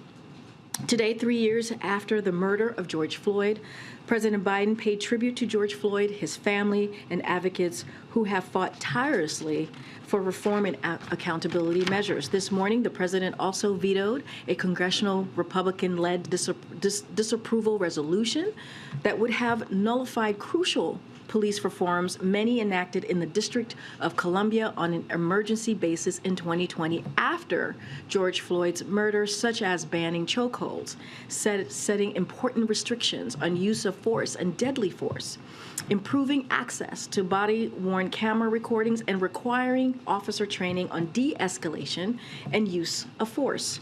The president has repeatedly said we have an obligation to make sure that all people, all Americans are safe, and that public safety depends on public trust. It is a core policy of this administration to provide law enforcement the resources they need for effective accountability, community policing. And that's why last year the president signed an executive order on advancing effective accountability, accountable policing, and criminal justice practices to enhance public trust, public safety, which requires federal law enforcement agencies to do the following: ban chokeholds, restrict no-knock warrants, mandate the use of body-worn cameras, implement stronger use of force policies, provide de-escalation training, submit use of force data to the FBI's use of force data collection, submit officer misconduct records into a new national database, and restrict the transfer of military equipment to local enforcement agencies. The administration has made significant progress implementing these goals as detailed in a White House fact sheet issued just this morning. But we know that achieving comprehensive and lasting change at the state and local levels requires Congress to act. So today, once again, President Biden is urging Congress to pass meaningful reform legislation, including the George Floyd Justice in Policing Act. It is up to Congress to send this to his desk, and once they do, he will sign this law. So the thing that we are still looking at here is we're still looking at how all these different corporations out here made all these different promises, not being held accountable. Yesterday, I told you what Mark Morial, president and CEO of the National Urban League, said when these companies, they should be held to account. I want to talk about that when we come back because, again, that doesn't happen unless there's pressure. Let me just be real clear, y'all. See, some of y'all been asking me, man, why you go so hard on these people when it comes to black-owned advertising? Because they ain't doing what they supposed to do unless they feel this heat. You cannot show me in American history where America and corporate America did the right thing because it was the right thing. Rarely has it happened. Rarely. Most of the time, it's because of black pressure? We're going to discuss that next right here on Roland Martin Unfiltered on the Black Star Network. On the next Get Wealthy with me, Deborah Owens, America's Wealth Coach, the wealth gap has literally not changed in over 50 years, according to the Federal Reserve. On the next Get Wealthy, I'm excited to chat with Jim Castleberry, CEO of Known Holdings. They have created a platform, an ecosystem to bring resources to Blacks and people of color so they can scale their business. Even though we've had several examples of African Americans and other people of color being able to be successful, we still aren't seeing the mass level of us being lifted up. That's right here on Get Wealthy, only on Black Star Network. Coming up next on The Frequency, right here on the Black Star Network, Shanita Hubbard. We're talking about the ride or die chick. We're breaking it down. The stereotype of the strong Black woman. Some of us are operating with it as if it's a badge of honor. Like, you even hear Black women like aspiring to be this ride or die chick, aspiring to be this strong Black woman trope at their own expense. Next on The Frequency, right here on the Black Star Network. I'm Faraji Muhammad, live from LA. And this is The Culture. The Culture is a two-way conversation. You and me. We talk about the stories, politics, the good, the bad, and the downright ugly. So join our community every day at 3 p.m. Eastern and let your voice be heard. Hey, we're all in this together. So let's talk about it and see what kind of trouble we can get into. It's The Culture. Weekdays at 3, only on the Black Star Network. This is Diala Riddle. What's up, y'all? I'm Will Packer. I'm Chrisette Michelle. Hi, I'm Chaley Rose, and you're watching Roland Martin Unfiltered.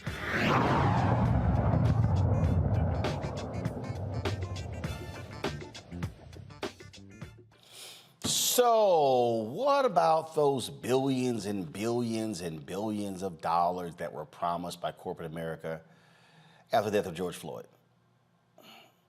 Where the money at? It is an important question because, Teresa, what it says is that we got to put folks in check and say, you're not going to pimp us in the moment and then make claims what you want to do, and then you don't actually follow through and do it. I talked yesterday about, again, this letter that, this press release that Mark Morial sent out, and I appreciate the press release, but I need more than the press release. I need more than that. What I need is, I need them put in check. I need the Urban League making aggressive demands. I need the NAACP making aggressive demands saying, not only where's the money, also what I need is we want a full breakdown of where's the money. This here is the statement that was put out. Again, it says that the President and CEO Mark Morial calls on corporations to update the American people on their progress to date. I get, Mark's my frat brother, I get this general statement here. No. What I need direct pressure saying we're gonna go down the line and here are the first 20 companies we going after. And we want to see reports. And then the next 20. And then the next 20. And then the next 20. That's the only way we get accountability, Teresa. Yeah, you're absolutely right. You know, I had this conversation with a few friends of mine who literally got jobs in 2020 because of George Floyd. And as appreciative as they were to go into an organization and try to figure out how to change it and make it better, they are now in a place where the corporation has now said, how can we utilize your services in other areas in the company? So the focus is no longer, you know, how do we figure out DEI? How do we figure out racial equity? And that's almost the problem because we're almost going back to basics. And so when companies and corporations and, you know, try to figure out, you know, why their consumers is not doing what they need to do in order to buy their product or to be supportive is because their dollars aren't being spent. It's the same thing you've been saying since the beginning, Roland, but you can see that change. If it hasn't been spent with Black and brown communities, then you will, obviously the corporation fails, but also the entire mission of why they even started it also fails. Go to my iPad, Anthony. I mean, look at this right here, Tommy. And this is how it's all over the place. The top line, it says, America's largest companies pledge more than $300 billion to address racial inequality, including with suppliers. Bloomberg story, $80 billion. Washington Post says $50 billion. Forbes says $200 billion. CNBC, the amount companies have pledged to support racial justice has grown to nearly $340 billion, according to McKinsey & Company, their senior partner right here, Shelley Stewart, okay? Where the money at? Yeah, no, and I think you've put your finger on it. And, you know, my beat is the media, and you know, a big part of the problem is out of sight, out of mind, and the media is getting less diverse, not more diverse. And so that's why, you know, you look these stories up, you're finding them on the websites. You're not hearing them talk about this on CNN. You're certainly not hearing them talk about it on Fox News unless it's to complain about too much diversity. And, you know, you don't really hear about it on MSNBC enough either. And it's like a vicious cycle. You know, the media is too white, and then the media keeps being too white, you know? Here's what gets me, Greg. This is from the CNBC story. Go to my iPad. It says here, this is Shelley Stewart being quoted. You see dollars flowing across the list of what I call human development needs that are very acute in the Black community. In many ways, the pledges are targeted in the right areas. Still, it has been a challenge to meet such ambitious goals when it comes to deploying capital. No, it's not. It ain't hard to deploy the capital. Greg, I'm telling you, I'm dealing with this right now. All of these companies have been pimping the hell out of Black people, spending virtually no money with Black-owned media. That's right. We start calling folks out, and all of a sudden, they start admitting, yeah, we were spending less than 1%. Ad Age broke down that it has doubled since the death of George Floyd. The spending has doubled to 1.16% out of $322 billion spent in advertising. And we get it all the time. Oh, well, we don't know. Well, what do we buy? You buy the same shit y'all buy on Fox News. I sat there and I recorded. This was on May 16th. Matter of fact, let me just pull up right here. Just so people know, I'm sitting here. I wanted to see, because, you know, everybody be lying. Everybody just be lying, you know, what they do. And I sent it to my team. And I saw the Chevy Colorado ads. But General Motors told me they can't run their ads on this show. Because we do opinion. But they ran on Martha McCallum's show. The Cosentex drug. Yep, I saw those ads. I saw, watch this here. I saw BlackRock commercials on Fox News at 8 p.m., all opinion. I saw the Chase Freedom Unlimited Visa. I saw Keytruda from Merck. I saw the Nutrisystem commercials. I saw the Visa Inc. card from JP Morgan Chase on the 5. I saw Subway. I saw Mercedes-Benz certified pre-owned vehicles. They were a billboard sponsor of a segment on the 5. I ain't seen no Mercedes ad anywhere near Black Star Network. I ain't done. Let's see here. Let's see. Jesse Waters' show. Novo Nordisk ran an Anthony Anderson commercial on diabetes. Wow. Mm-hmm. Who was that? Hold up. I saw the same ad run on Laura Ingram's show. Anthony Anderson? Anthony Anderson, Novo Nordisk's Get Real About Diabetes.com ad. And I'm sure her audience is paying attention to that black man. But these folk claim it's hard to deploy the Capitol. Well, Roland, we know what it is. You have made pitch after compelling pitch to all these advertisers 3 years ago when they thought that we were going to remake the entire world.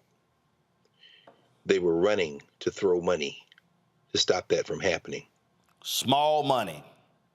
Small money. And unfortunately, too many of us got caught up. Not just the folk who got DEI jobs who don't have them anymore. Mm-hmm. I sat here when the world was on lockdown and must have talked to a half dozen companies. Adobe, I'm not even going to name them all.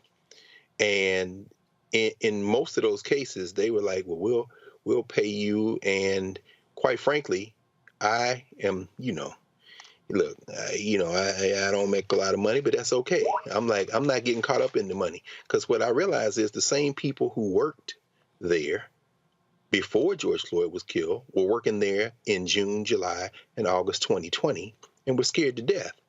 And were talking about what they were going to do and how they were going to do. Those people still working at those companies, by the way, that are reporting record profits as a result of profit engineering during the pandemic and after. These companies have made more money in the last 3 years than they have made before, including the financial institutions, the JP Morgan Chases of the world and so forth and so on. And last I checked, TD Jakes is in bed with Wells Fargo. Where are their advertisements, TD? I know you're an employee. Don't even try to act as if you're not. But it comes down to this. Logic doesn't matter. If logic mattered, the Black Star Network would be extremely well resourced. And I think this is the challenge. We know that they're not going to do anything unless they feel threatened. They felt threatened 3 summers ago. And at that moment, we saw a glimpse of what begins to be possible. Since then, they have held their breath, tiptoed past the graveyard, and waited on us to go back to sleep. So as a result, the Black Star Network continues to build on small donations, on folk coming together to fund the kind of content that is here, the programming here, you won't see anywhere else. And of course, those advertisers won't even run an ad on diabetes featuring a black man on this network. They'd rather run it on the network of a white nationalist, an open white nationalist, which means nobody is going to watch. In fact, the N-word is probably hurled during those 30 to 90 seconds more on Fox than at any other time on Fox when Anthony Anderson pops up. But the simple fact is they're not going to give you the money until we make them. And while we're waiting on them to give you the money because we make them, you know what begins to happen? You wonder what will happen to the Black Star Network? What happened? What happened? Y'all didn't get in the street. And guess what? They put up their middle finger as they continue to pay their stockholders record dividends because they don't give a damn about you. And their answer to your pitches is make us. Tommy, that's just really what it boils down to. And look, yep. and Tommy, I'll be honest. When I look at the stuff that a lot of these media websites, they're not focusing on these things. They're not focusing on what the reality of what black-owned media is dealing with. But I see 4,000 damn stories about David Zaslav's and Chris Licht and CNN and everything else when literally black-owned media is being suffocated for lack of investment. We are being starved by essentially apartheid by these ad agencies and companies. Yeah, it's it's a very pervasive problem. There's just not enough diversity in the media. It's too white, and like you said, there's not the investment in what black media there is, and that is a problem. And you're faced with, like you said, you know, how do you make them when you don't have the audience, you don't have the platform that these other sites have, these other companies have? That's the conundrum right there. Well, you don't. The answer, I think, is you know, to the best degree that you can, to marshal your spending power. You know. Well, and here's the deal. The reality is we don't have the size of the platforms because we don't have the investment. And that's exactly what it is. Yeah, simply just how this whole thing goes. All right, I got to go to a break. We'll be right back. Roland Martin Unfiltered on the Black Star Network. On the next Get Wealthy with me, Deborah Owens, America's Wealth Coach, the wealth gap has literally not changed in over 50 years, according to the Federal Reserve. On the next Get Wealthy, I'm excited to chat with Jim Castleberry, CEO of Known Holdings. They have created a platform, an ecosystem to bring resources to Blacks and people of color so they can scale their business. Even though we've had several examples of African Americans and other people of color being able to be successful, we still aren't seeing the mass level of us being lifted up. That's right here on Get Wealthy, only on Black Star Network. Black Star Network is here. Oh, no punch! I'm real revolutionary right now. Thank you for being the voice of Black America. All momentum we have now, we have to keep this going. The video looks phenomenal. See, there's a difference between Black Star Network and black-owned media and something like CNN. You can't be black-owned media and be scared. It's time to be smart. Bring your eyeballs home. You dig? Hi, my name is LaToya Luckett. Yo, it's your man Dion Cole from Blackish, and you're watching Roland Martin Unfiltered. Stay woke.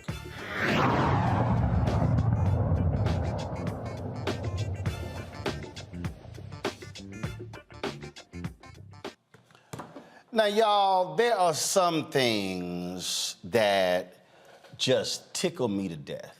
And I'm talking about that would just make me fall out and laugh. There was nothing better than yesterday than hearing that human trash, Marjorie Taylor Greene, as she stood at the lectern as the speaker of the day, whatever the hell they call it, actually having the audacity, the unmitigated gall for this white nationalist to actually say this.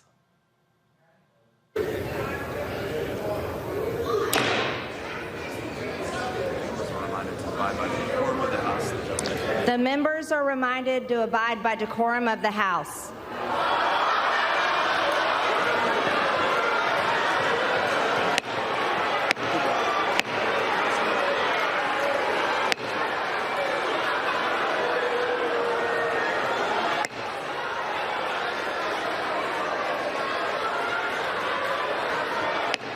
The House will be in order.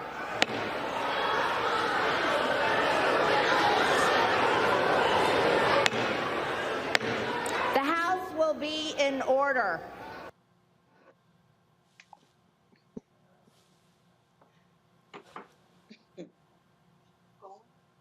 I'm sorry. Run that back again.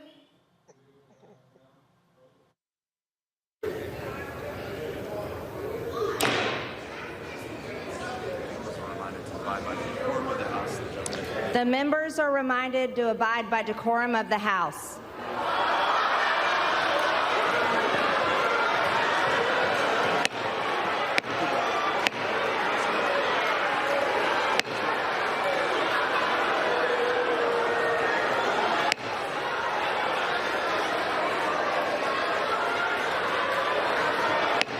The House will be in order.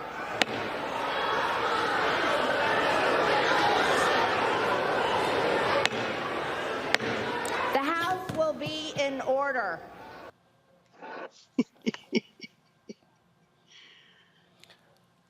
So the fool who's standing up there saying, the house will be in order. Is this your trash ass right here? Some of my Republican friends want to take the economy hostage. I get it, unless I agree to their economic plans. All of you at home should know what those plans are. Instead of making the wealthy pay their fair share, some Republicans want Medicare and Social Security to sunset. I'm not saying it's a majority. Let me give you, anybody who doubts it, contact my office. I'll give you a copy. I'll give you a copy of the proposal. That means Congress doesn't vote. Well, I'm glad to see you. No, I tell you, I enjoy conversion. You know, it means if Congress doesn't keep the programs the way they are, they'd go away. Other Republicans say, I'm not saying it's a majority of you. I don't even think it's even a significant, but it's being proposed by individuals. I'm not politely not naming them, but it's being proposed by some of you. Look, folks, the idea is that we're not going to be moved into being threatened to default on the debt if we don't respond. Folks,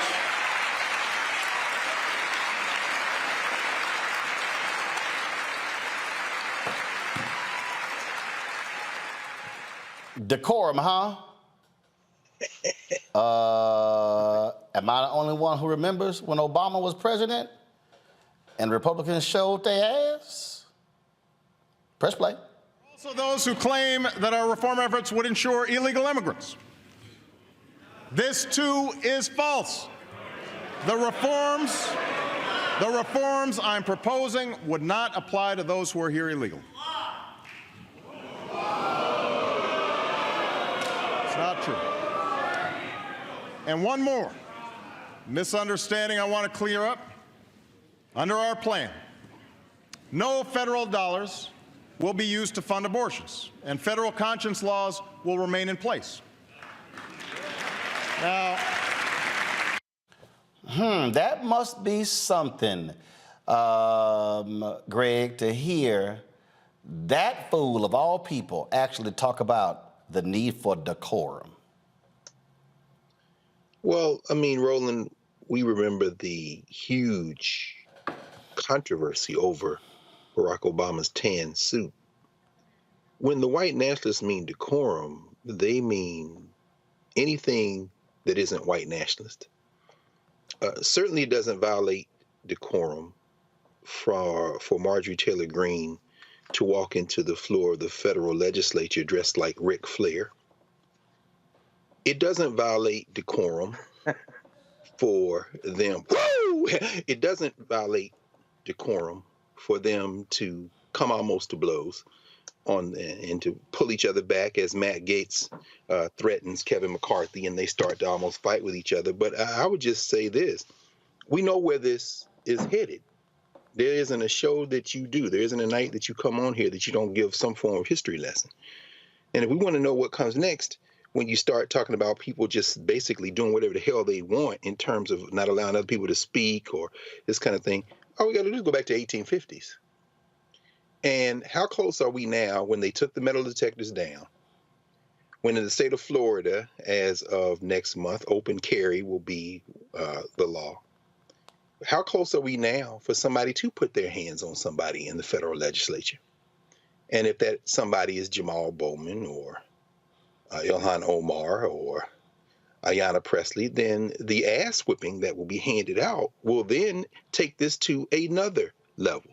See, the problem with Marjorie Taylor Greene is she wants to look like a WWF wrestler, but she don't want that smoke. So when that staffer whispered in her ear, tell them that the House needs to come to order, because you saw the guy do that.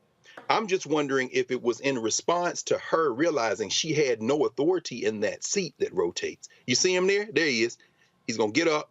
He's going to tell her what to say, and now she's going to say it, and they're going to start laughing. Now, I'm wondering whether she asked him to do that because she realizes nobody respects her. But that's where we are, Roland. We are in a place where we've been before. When there's no respect, there's going to be no respect. And once this genie's out, it's all good fun and games, Ron DeSantis, when you're talking that smack, when you think the other side's going to have decorum. But woe that day. What did Langston Hughes say? Look at the Negro, meek and mild. Beware the day they change their minds. Marjorie Taylor Greene, she better be happy that laughing is the only thing that came out of that. But she should probably take a lesson from that and not push it anymore. I've never seen Tommy where the half of the chamber just laugh at the person in the speaker's position. Yeah, I don't cover Congress, but yeah, that's pretty. I have to say, I'm with Gregory. I think of all the harmful things that Marjorie Taylor Greene has done, including the way she targeted Jamal Bowman, I think what she did there is probably the best thing she's ever going to do, which is to give us all a really, really good laugh. Yeah, I mean, I just thoroughly enjoyed just the laughter that they had of that fool right there. So I couldn't get enough of that. So but just even hearing the word decorum come out of her mouth is like listening to Lon Boebert say "calm down." That's just sheer stupidity. All right, y'all. The family of a Georgia woman who died after falling out of a police car has filed a multi-million-dollar lawsuit alleging gross negligence in the incident which took place in 2022. 28-year-old Brianna Greer was having a mental health episode and was being transported by a Hancock County Sheriff's deputy when she fell out of the moving patrol car on July 15th. The Georgia Bureau of Investigation determined the deputy failed to close the rear passenger door before the car left the scene. During a news conference, family attorney Ben Crump explains how the authorities initially tried to cover up what took place. They tried to say that Brianna Greer, this 120-pound young black woman, mother of twins, daughters, 4 years old at the time, they tried to say she has superhuman strength. And Portia, they tried to say she kicked open the police door. That's what they wanted us to believe. They wanted to just sweep it under the rug.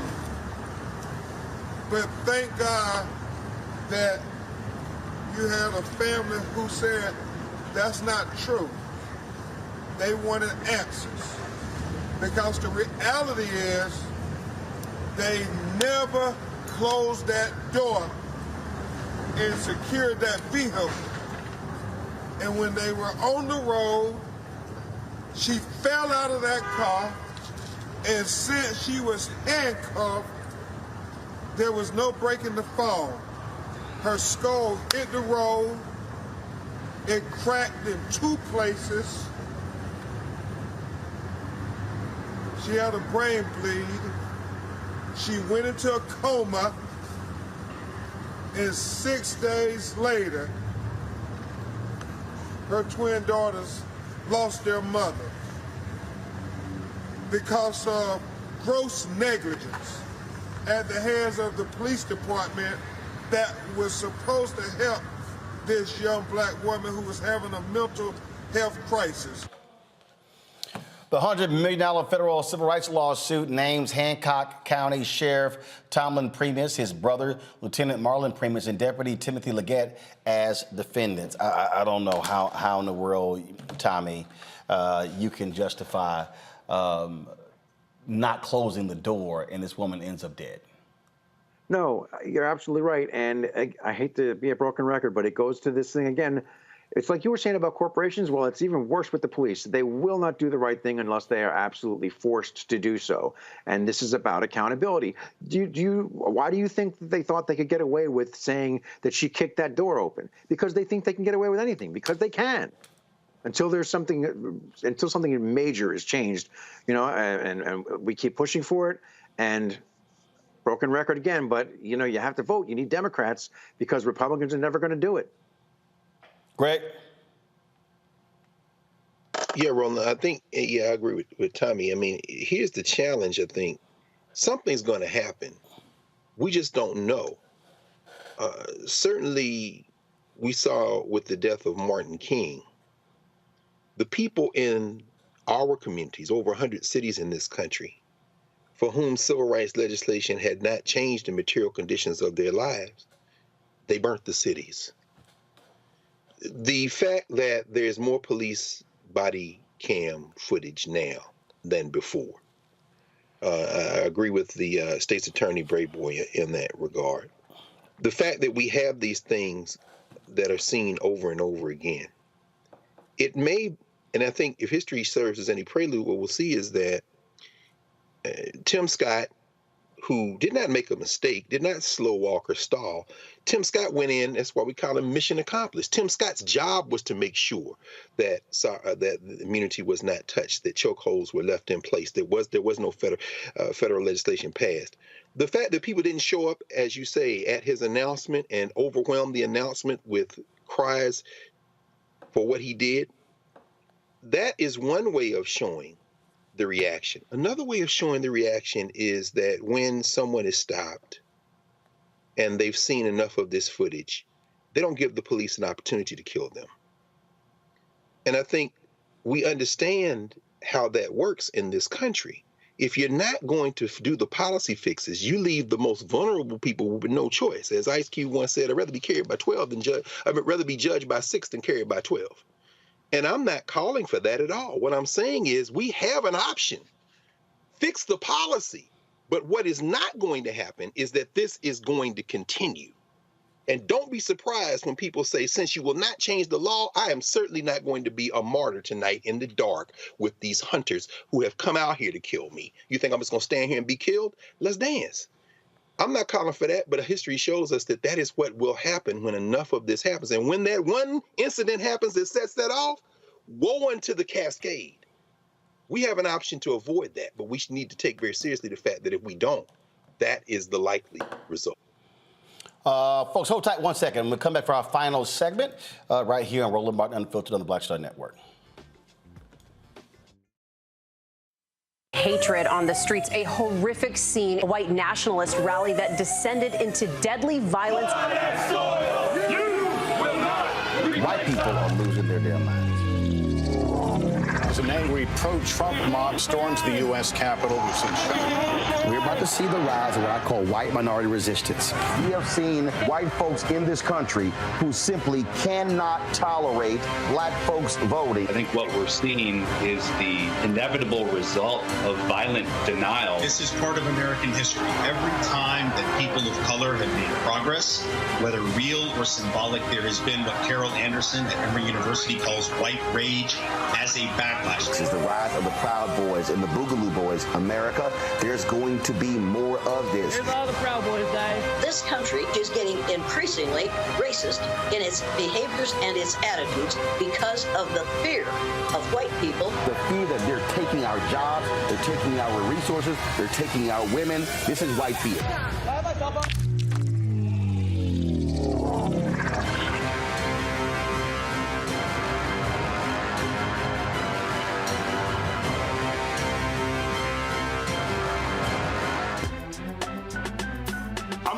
Muhammad, live from LA.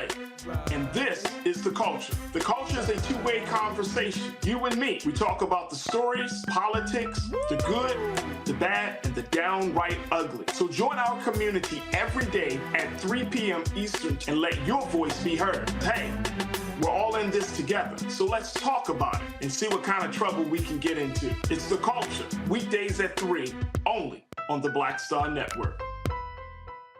Peace and love, everybody. I'm Purple Wonder Love. Hey, I'm Donnie Simpson. What's up? I'm Lance Gross, and you're watching Roland Martin Unfiltered.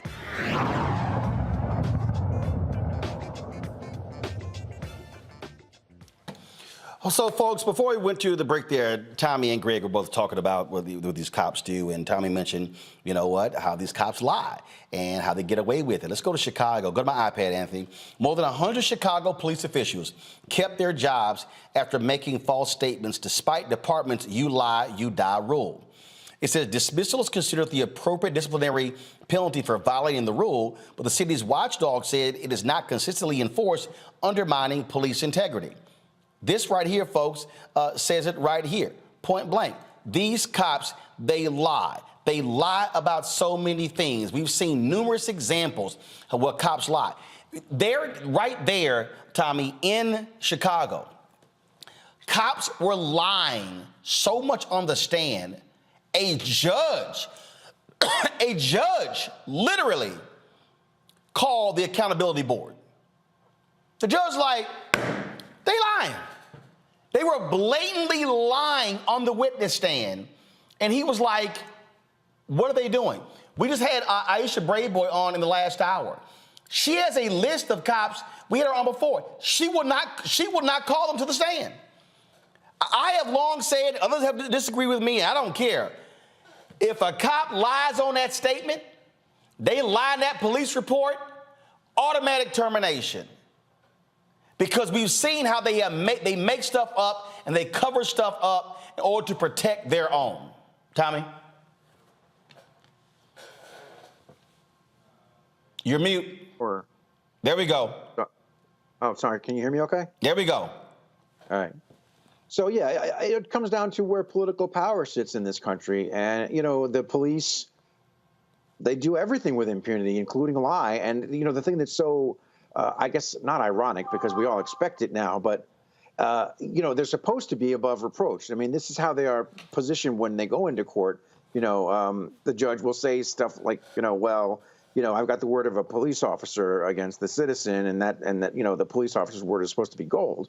And, you know, what we've also seen, here's another facet of these videos that we keep seeing, the police brutality videos, Tyree Nichols, for example, is that you hear these cops setting up their story.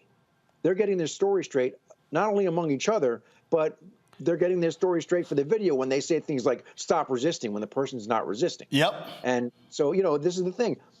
Broken record again, but look, you have a law there, and they're just ignoring that law because, you know, who's gonna enforce it? Other cops. So, you know, it's good that the judge is calling it out. It's good that it's a story now, and we'll see where it goes. But if if this is happening in Chicago, you can bet it's damn well happening other places. And imagine what it's like when there is no law, where they're free to lie. The thing here, when we talk about the lying, Greg, and just how they lie with impunity. Hell, they'll sit here and lie even when they got the video. Check this out. Go back to my iPad, Anthony. As of November, the police department, this is Chicago, y'all, the police department employed or had recently employed at least 110 people who violated the rule, including 5 who had been the subject of 2 disciplinary investigations that found they had made false written or oral statements. Some were assigned to specialized units, like an FBI task force.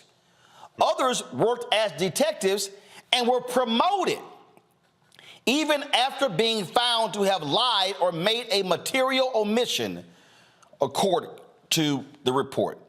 Now, later in the story, the Cook County State's Attorney's Office keeps lists of officers who are barred from testifying in court because they've committed misconduct that calls into question their credibility, including having made false statements. Now, if your ass can't testify, why you on a damn force?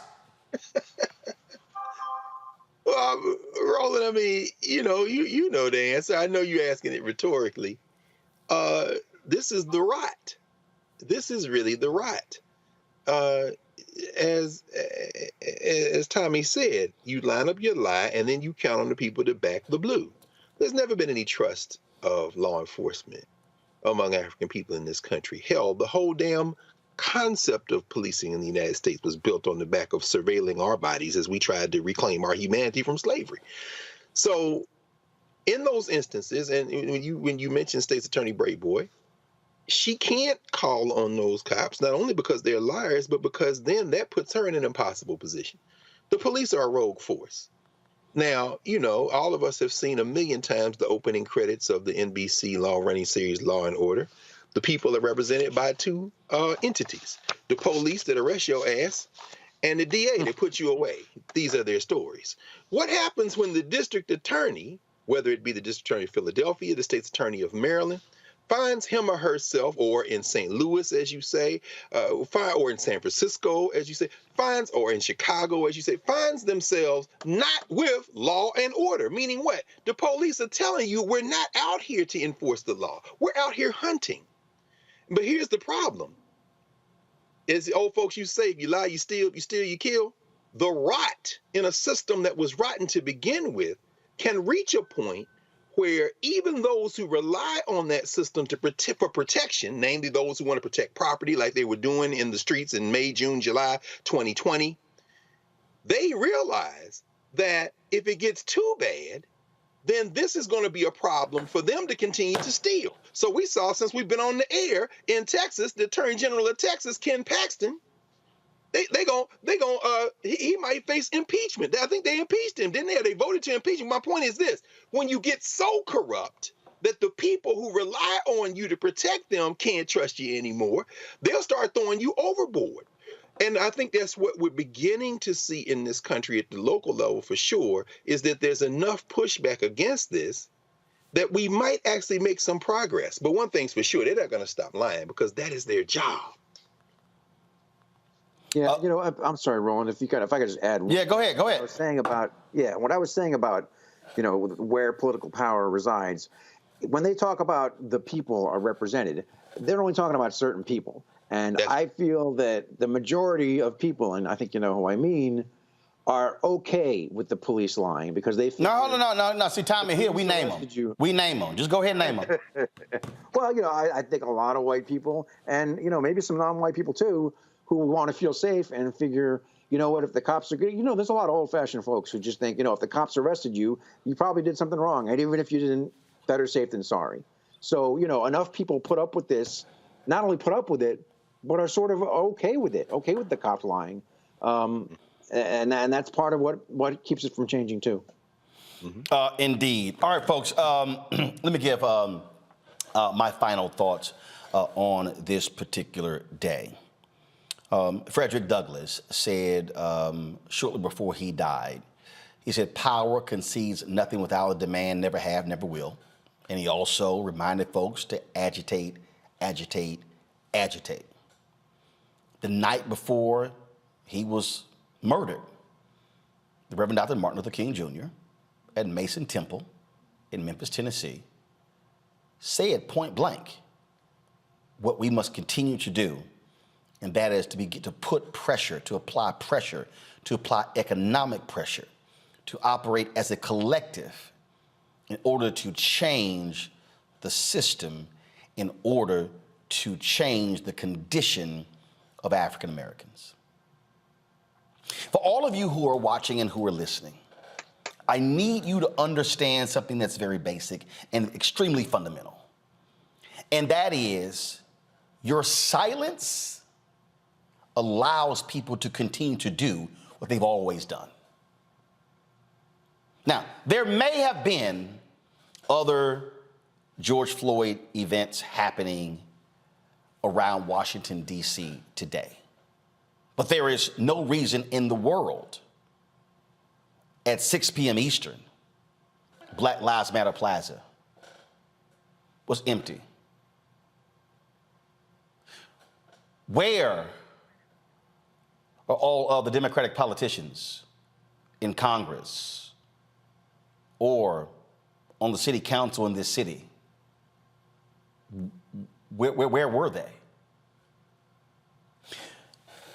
We talk about, well, the White House, they've done a lot. And I appreciate the video the White House submitted today. But are you telling me that would have been more powerful than either Biden or Harris or Merrick Garland standing in Lafayette Park at the end of the matter of Black Lives Matter, giving a national address on the need for massive police reform in this country?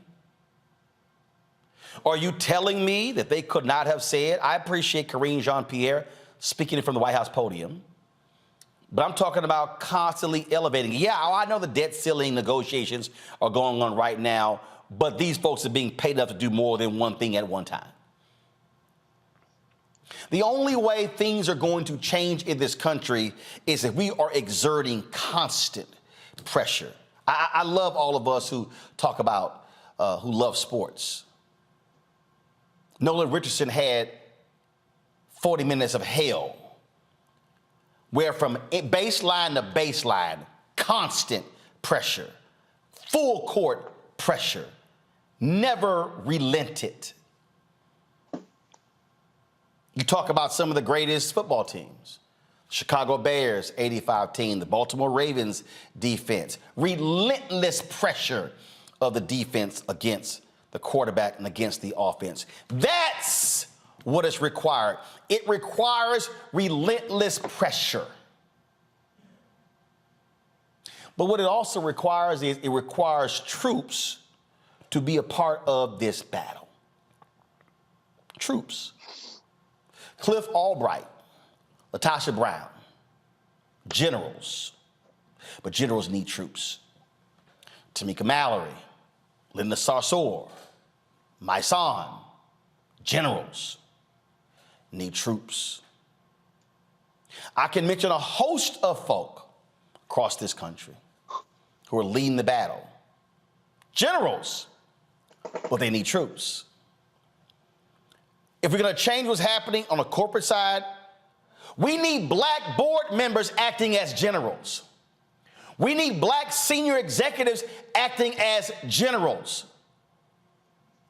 Not just being happy to get their stock options and their paycheck, but how they can ensure that millions and billions are flowing towards black-owned businesses, black organizations to change the condition of our community.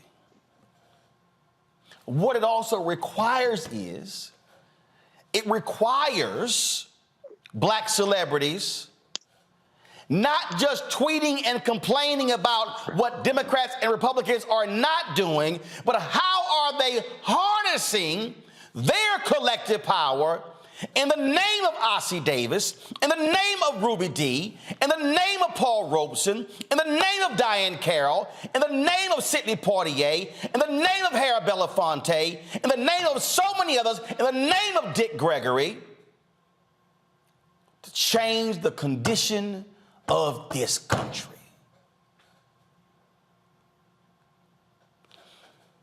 Anniversaries are supposed to be seen as recommitment days. When a married couple renews their vows, the intent is for them to remind one another why they got married in the first place. That's what's called the renewing of the vows. And so if we're talking about the third anniversary of the death of George Floyd, if we're talking about the anniversary of the death of Trayvon Martin, or the day George Zimmerman was found not guilty, if we're talking about MLK's birthday, or the date that he was assassinated, or Malcolm X's birthday, or the date that he was assassinated, if we're talking about Fannie Lou Hamer, or Constance Baker Motley, or any Septima Clark, or any number of the people who came before us, it is going to require us to renew our commitment to the struggle. Because what this generation cannot do is simply sit on our collective asses and complain about the conditions of this country and our states and our cities and then do nothing. So the NAACP and the Human Rights Campaign have issued travel advisories for the state of Florida. And I understand why. But what I want to know is, where is HRC and the NAACP's education initiative to change school boards and to run folk and to elect folk and to organize folks? Where's that plan? We've invited Derek Johnson, the president and CEO, on this show to discuss the travel advisory. But I want to know, where's the plan for 2023 and 2024? I read the statement of Mark Morial, the National Urban League, calling on companies to recommit themselves to the donations they made. But I want to know, where's the accountability plan? When I see the plan, when's the meeting? Who we meeting with? Who we're challenging? And then, are we coming back to Black America and coming to Black-owned media and telling Black folks who answered the call, who didn't answer the call, which then should tell us who we should be supporting?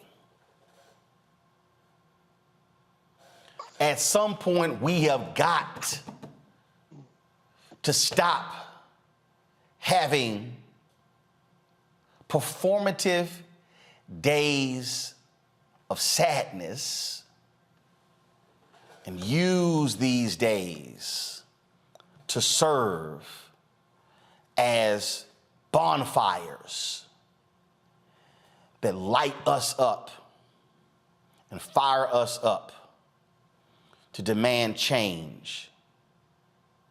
As long as there is breath in your body, there's something you can do. The question is, are you prepared to do it? And it's only a question you could ask and answer. You know what we are going to be doing. I love that scene from Scandal. Man, Joe Morton says to Olivia, come hell or high water, you leaving? And he said, I am the hell and the high water. Let me be perfectly clear. To every corporation that thinks you are going to get over on Black people, oh, I am the hell and the high water. And I'm going to continue to give hell every single day, as long as there is breath in my body. And when I'm not here, I want these videos to still be ringing in your ear. Almost done. That's how change happens. Again, thank Teresa, thank Greg, thank Tommy. Folks, we appreciate it. Folks, you have a great day. Don't forget to support us in what we do. Download the Black Star Network app. Apple phone, Android phone, Apple TV, Android TV, Roku, Amazon Fire TV, Xbox One, Samsung Smart TV. Support us with your dollars. Your dollars make it possible for us to do what we do and to cover what we cover. And so your check and money orders are critically important. Send them to P.O. Box 57196, Washington, D.C. 20037-0196. Cash App, $RM Unfiltered. PayPal, R Martin Unfiltered. Venmo is RM Unfiltered. Zelle, Roland at RolandSMartin.com. Roland at RolandMartinUnfiltered.com. Let me give a shout out to the folks who gave via Cash App during the show. Thank you so very much. To Crystal George, Tommy Williams, K. Deal, Cordell Rucker, Ingrid John, Tori Green, Joan Warren, Annette Allen, Benjamin Magwood, Megawatt Beauty, Albert Estwick, Larry Roberts, Tommy Williams, Charles Berry, Anita Nickens, Stacy Robinson, Denise Williams. Thank you so very much for supporting us right here on Roland Martin Unfiltered. Again, you can give in all these different ways. Please do so. You can also support us by buying my book. That is White Fear, How the Browning of America is Making White Folks Lose Their Minds. All of these things happening around the country, attacks on critical race theory, I call all these things out, but of course, white media won't book a brother on the show because they're afraid to have the conversation. You be sure to get the book and spread the word. Folks, I will see you tomorrow. Prayers to the George Floyd family on this day, his brothers, his sisters, his cousins, but also his daughter as well. That brother's not coming home, and we can be sure to fight to make sure other brothers and sisters do come home. Holla! Folks, Black Star Network is here. Hold no punches! I'm real revolutionary right now. Support this man, Black Media. He makes sure that our stories are told. Thank you for being the voice of Black America, Roland. Stay black. I love y'all. All momentum we have now, we have to keep this going. The video looks phenomenal. See, there's a difference between Black Star Network and Black-owned media and something like CNN. You can't be Black-owned media and be scared. It's time to be smart. Bring your eyeballs home. You dig? Pull up a chair. Take your seat. The Black Tape. With me, Dr. Greg Carr, here on the Black Star Network. Every week, we'll take a deeper dive into the world we're living in. Join the conversation only on the Black Star Network. Hi, I'm Dr. Jackie Hood Martin, and I have a question for you. Ever feel as if your life is teetering and the weight and pressure of the world is consistently on your shoulders? Well, let me tell you, living a balanced life isn't easy. Join me each Tuesday on Black Star Network for A Balanced Life with Dr. Jackie. We're all impacted by the culture, whether we know it or not. From politics to music and entertainment, it's a huge part of our lives, and we're going to talk about it every day right here on The Culture with me, Faraji Muhammad, only on the Black Star Network. I'm Deborah Owens, America's Wealth Coach, and my new show, Get Wealthy, focuses on the things that your financial advisor and bank isn't telling you, but you absolutely need to know. So watch Get Wealthy on the Black Star Network.